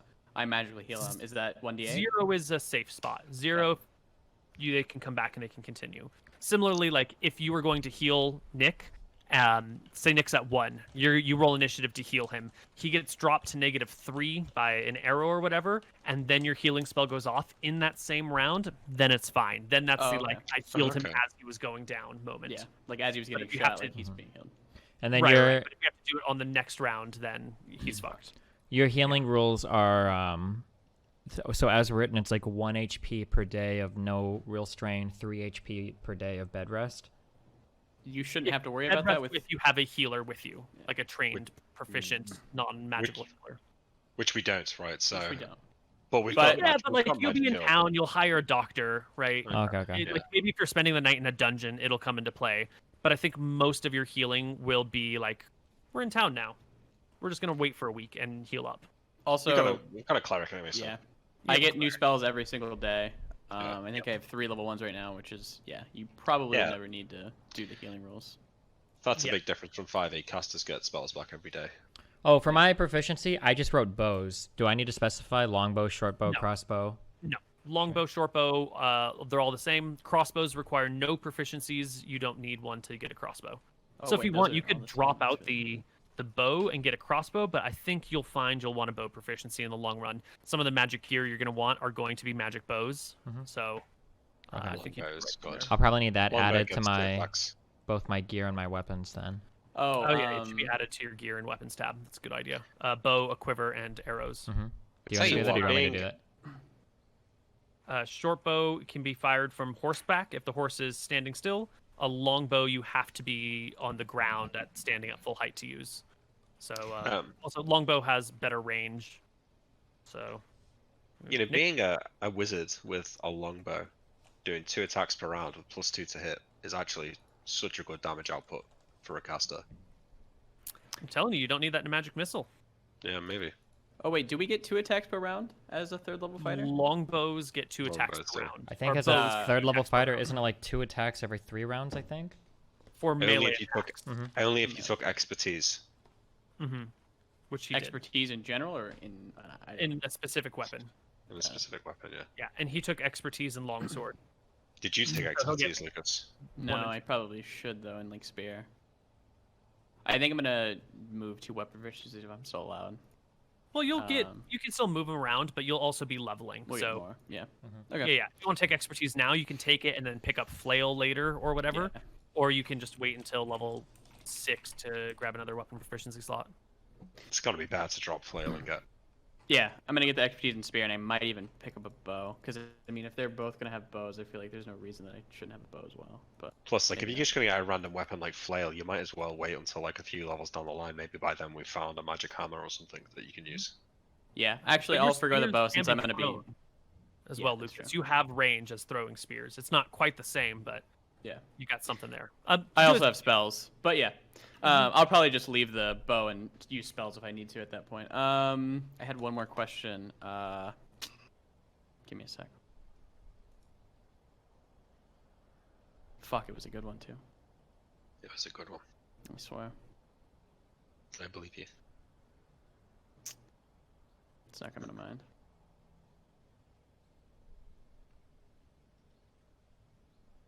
Oh, our magic items that we're going to be getting. I would hope that they would tailor it to our weapon proficiencies. Or okay, cool.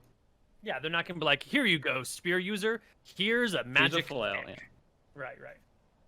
They'll give you what they've got, because the royal family's got some magic items lying around. They usually give that stuff out to important people, maybe loan it out to someone, but they keep a few back, and so they'll be using some of their supplies for you. That said, they've probably already used a lot of their magic weapons to like give to important people to go off on specific missions.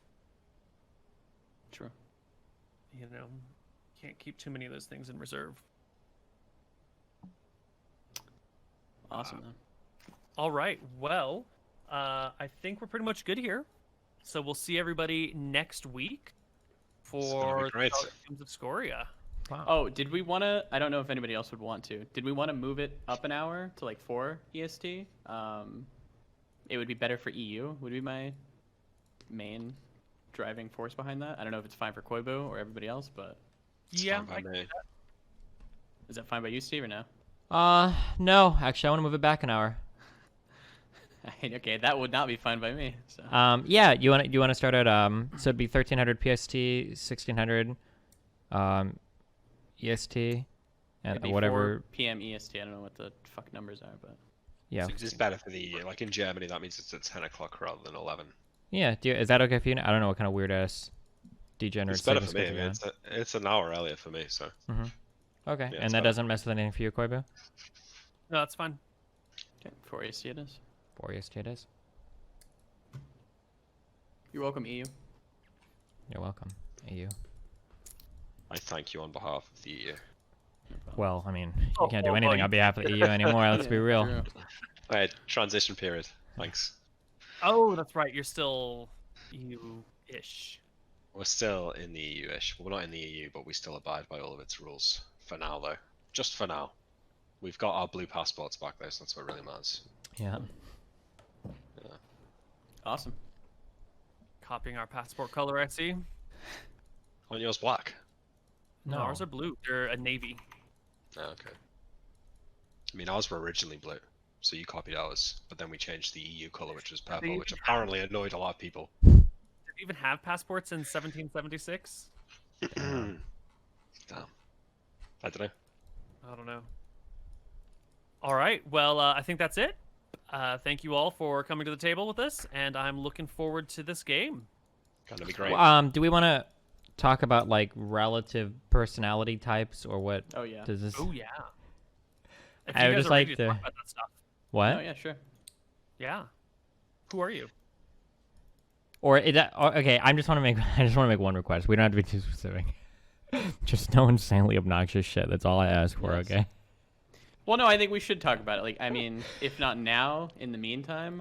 We can update it in the thing. Well, because I want to write stuff out. I want to have like a better idea of Yeah. just Yeah, like I wanna- spitting shit off. Yeah. I know I Nick wanna wants think to about play it a bit. half gnome wizard to line. Yeah, well, No thanks. episode 0, the last episode. No, yeah, I won't be doing. I will not be doing an obnoxious character. My character will be very chill and will be very clerical, Yeah.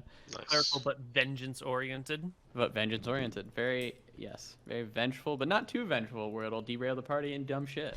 Yeah. Yeah. It would be nice if we're like relatively aligned on goals so that there's not a lot of in-party fighting or eventual PvP. Would be good to avoid that. Wow. You were talking about the 2 different ideas that you were floating. Did you ever come up with one, Steven?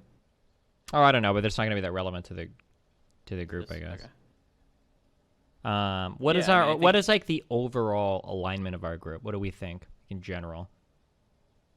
Like, are we going to be like very lawful, very goody kind of people? Are we going to be a little bit more flexible because we're kind of a shitter family? Are we going to be downright like fucking steal shit from other nobles that don't respect us anyway? Like, what's our general guiding morality?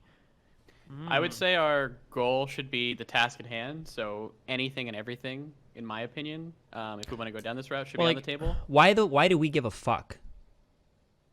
So, About like, I know Scoria? why the kingdom really wants us to do this, because we're literally fucked without the kingdom. But why do we care? Like, they're basically coming to us and saying, like, hey, listen, you guys are shit without us, now you're gonna do some shit. So, like, if we had the opportunity to defect to Scoria, be like, oh, fuck these guys. Like, why wouldn't we? What keeps us loyal to the kingdom? Why do we care? Maybe our family in the past was like a higher tier family, then something happened, and now we want to restore it and do like a great thing for the kingdom. So we are one of the big dicks again. So maybe this would be our way of like showing up everybody who doubted us. That could be a path we could go. I would like to mention, if you do get captured by an enemy or, are found by enemy forces on enemy territory, they will probably capture you, imprison you, interrogate you, and torture you because you'll know things and they'll want access to it, and they're evil bastards. Yeah. So, like, if you were to get captured by someone other than a Drakissian, it would be a bad situation for you. Are we? And if Drekis gets conquered, then as distant relatives of the royal family, you would also be murdered. So your lives hang in the success of your mission. Well, I don't imagine, in terms of how wars go, you wouldn't just kill every noble family in the opposing lands, no? Like, you would probably kill the royal family and anyone who would have a claim to the throne, which you guys do. It's a odd claim, but it's still there. I mean, don't forget the humanitarian angle, right? Like, Scoria is literally An a evil weapon of bitch. mass destruction, evil. Yeah, but we're like threatening our entire nobles. We livelihood. don't care about poor people and shit. We just want to keep our own shit good, right? I don't know. Are If that's who we? you want to be. Are we okay with like, as a party, agreeing that at all costs, we get the magic items that we need to kill the dragon? Or Well, what do does we that wanna all go- cost mean? Are we gonna do horrible things like- like steal it from like a dying boy? Yes, if we need to, that would be where I would go with this. I think if we need to kill a noble, we got to do it. If we got to kill Oof. someone. Wait, I don't know if you're kill okay like a with that. Drakissian noble to take their shit? Correct. That Yeah, sounds like a really if dark it's like path, the no? best magic item, and we need it, and we're like, we can't survive the breath weapon without this, and for the greater good, Yeah, If because we're- it's the option of least suffering, right? Like, yeah. Wait, one this person is like dies, a the whole really, team really, lives. really dark path. What you're saying Correct, can be yeah. okay, but this is a really dark path. This isn't just like the option of least suffering. This is like we become full evil. No, I don't think so. I think if we have a humanitarian good focus at the heart of it, but a pragmatic approach to realistically. What you're describing right now happens is and shit. this is Thanos from Infinity War. You understand that, right? Like, I've not watched it. But... so Oh, his goal is maybe, to yeah. kill half the universe so that the other half can thrive and not use all the resources. So that's like his whole mission. What you're describing is basically that, right?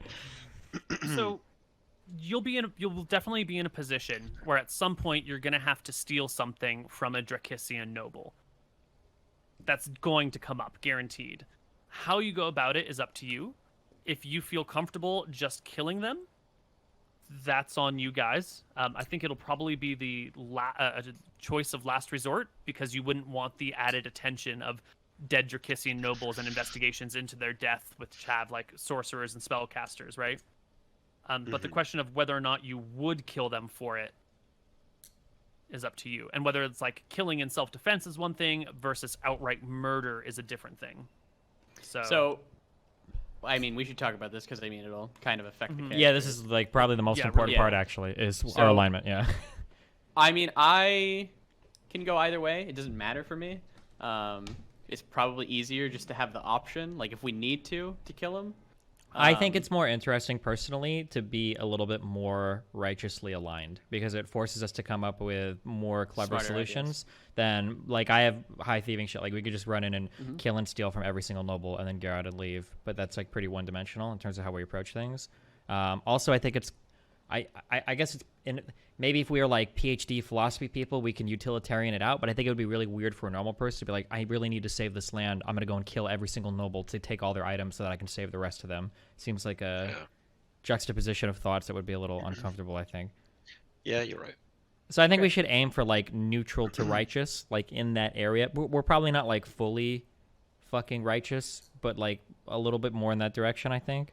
So if we need to steal, it's fine, but we shouldn't go around and like kill people for their items and stuff.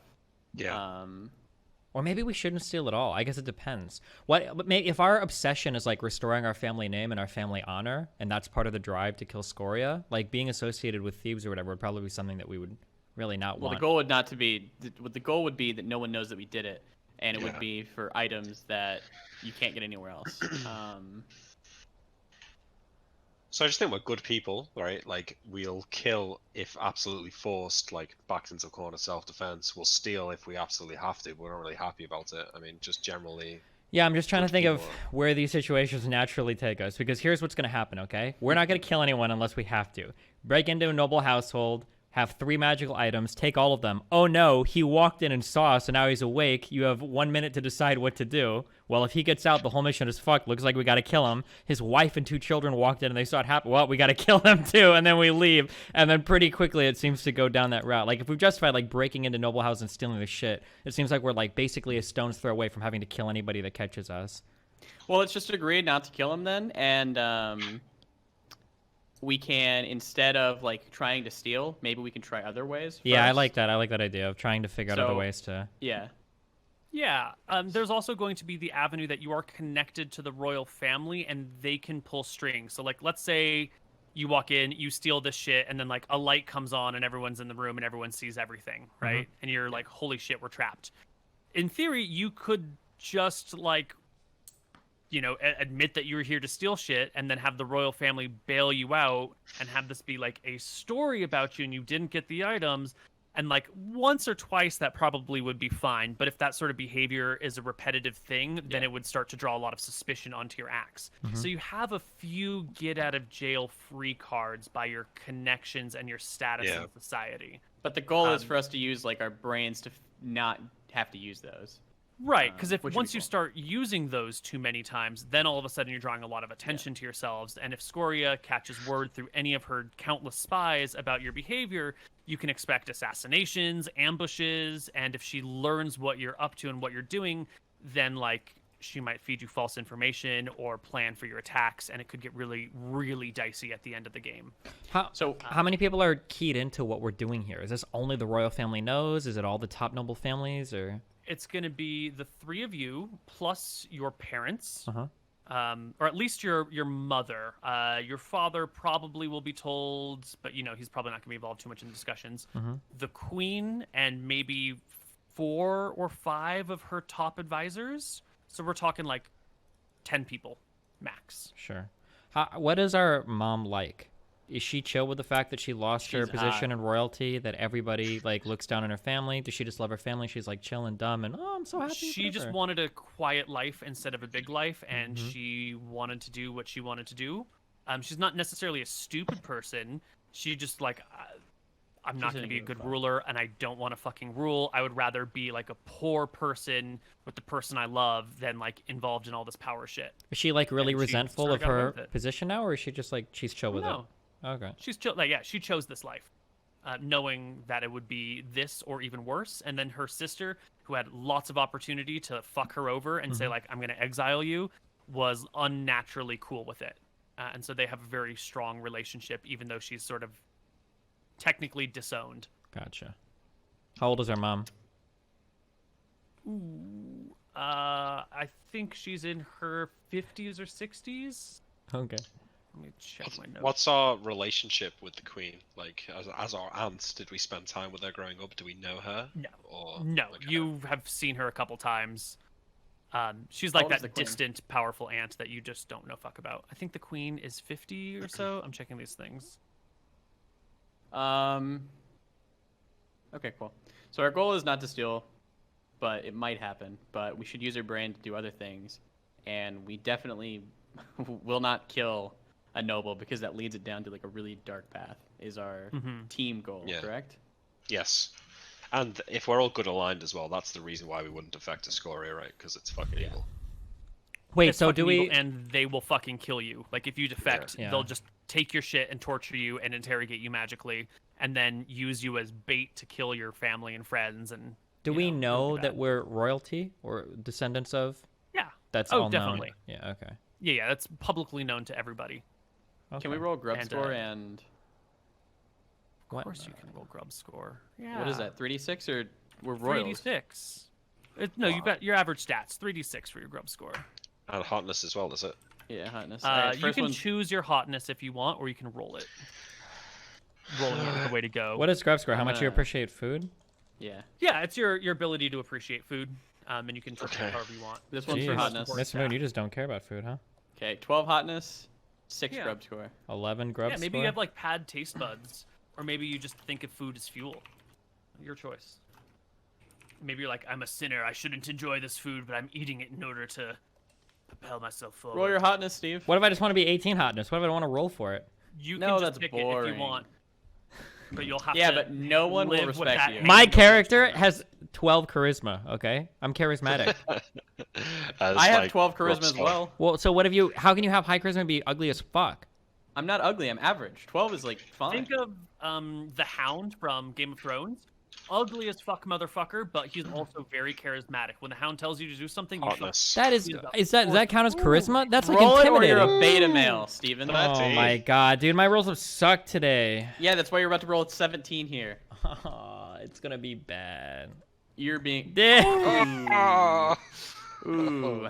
Fuck you. No, I'm not having a deformed fucking character. I hate you. Fuck that. You're not deformed. No. You're just Five fine. is literally the Hunchback of Notre Dame.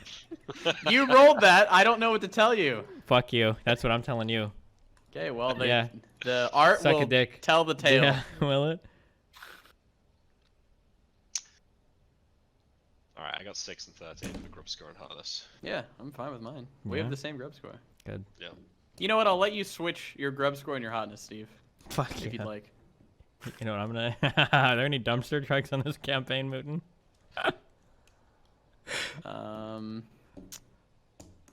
Okay, so we're never killing nobles. Got it. No, ever. Yes, Or stealing agreed. from them in Yeah, a manner we that are- will make okay, it if so they we catch are- us, we have to kill them. So for should kill sure, any- we are good characters then. Yes. Do you agree? Okay. Yeah, we shouldn't kill any innocents. It's a good campaign. We are not even neutral because we're not going to steal from him either. We're going to use our brains to figure out another way. If we need to joust a knight for his item, we will. Lucas, what's the alignment of Vilthara, though? What was Velthara? She's like vengeance. Chaotic and neutral. So Okay, that's alright then. chaotic neutral. That's fine. She's alright. She'll be chill. Cool. All right. Any other questions?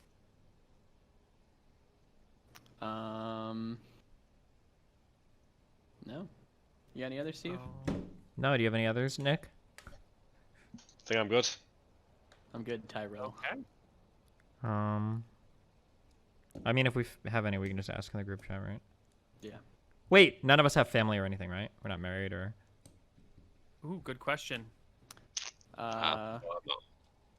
That would be highly only other abnormal, thing- wouldn't it be? We're in our 30s or late 20s, early 30s, and we have no family. It would be a little unusual, but you're also sort of a black sheep. You might find it hard to find a mate who is willing to accept your odd position in society. It'd be real hard for your character, Steve. Fuck up. Dude, we Maybe should a have white rolled knight, like yeah. fucking. We should have rolled God stats because we should be like Antifa super soldiers because they should have been training us from birth to be killing Scoria. That would have been the real meme. They didn't know that they had to kill Scoria until like half a year ago. Yeah. Oh yeah. that's Stephen, fair. maybe your wife died. From what? Maybe like you're 31, right? Childbirth. Maybe you had a wife and she died, and now you're like, fuck it, I'm gonna go and kill this dragon. That sounds like Is not that a way what's to what's become a going good on? person. Though. That sounds like a resentful, evil, vengeful, spiteful person. Oh, maybe my wife. Did. Oh, Yeah, maybe maybe, that's why yeah. you became a cleric of Vilthara. That's true, actually. Yeah. Maybe a Mystrian killed your wife somehow, somewhere like 5 years ago, in a blah blah blah.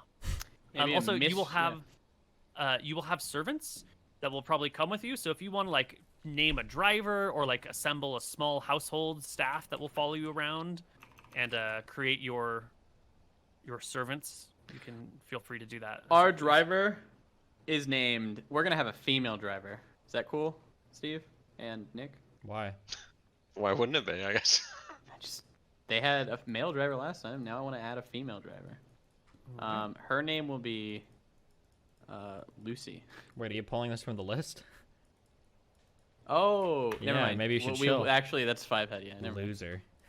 We will name those through the list of The patron list? subs. Yeah, there you go. Do you want to mention that so people know what the hell you're talking about? Not really. Good idea. Everything's sold out, like besides one of them. So. Oh wow. Really? Yeah. I mean, I'll link it in the chat and everything, but there's one Baron thing left if you want to name something. The scam tier. Good luck. Yeah. But basically, for people that support the campaign, we're going to we've got like a list that we're drawing from for magic weapons and for names for people. If you can submit literally any name you want, but we're ignoring the really stupid ones, so you're just wasting your time and money, basically. Yeah. And we're gonna add that probably tonight, where you can go in and put the names. Sure. If Steve can give me access to it somehow, or I don't know, but yeah. Yeah. I can control that for you, so you don't have to do it. Yeah. Okay. Anything else? Are we good? We're generally good. We'll be coordinating over the next week with like backstories and stuff in the convo. I'm Sweet. sure. Will you have weapons today, Koibu, or just later this week? Have what? We'll just do it next week at the start of everything. Oh, cool. Make it easier for people who are following the campaign in like 6 months to catch up on all the important details. Oh, and then the only thing I need you to do, Kobe, if you... Oh, no, wait. You already added my short bow. Oh, you added... Oh, good job. Cool. Awesome. And I'll add a thief page for you as well. Yep. Yeah. Nice. And then you have the level 2 spells and everything? Then we're good? And I'll add the level 2 spells. Yep. Awesome. Sounds good. Yeah, I think we should be fine. It's been fun. It's Yeah. been fun. All right, everybody. Cool. All right. Catch you next week. Thanks a lot, guys. I'll see you guys later. Peace out. Bye-bye. See you later. Bye.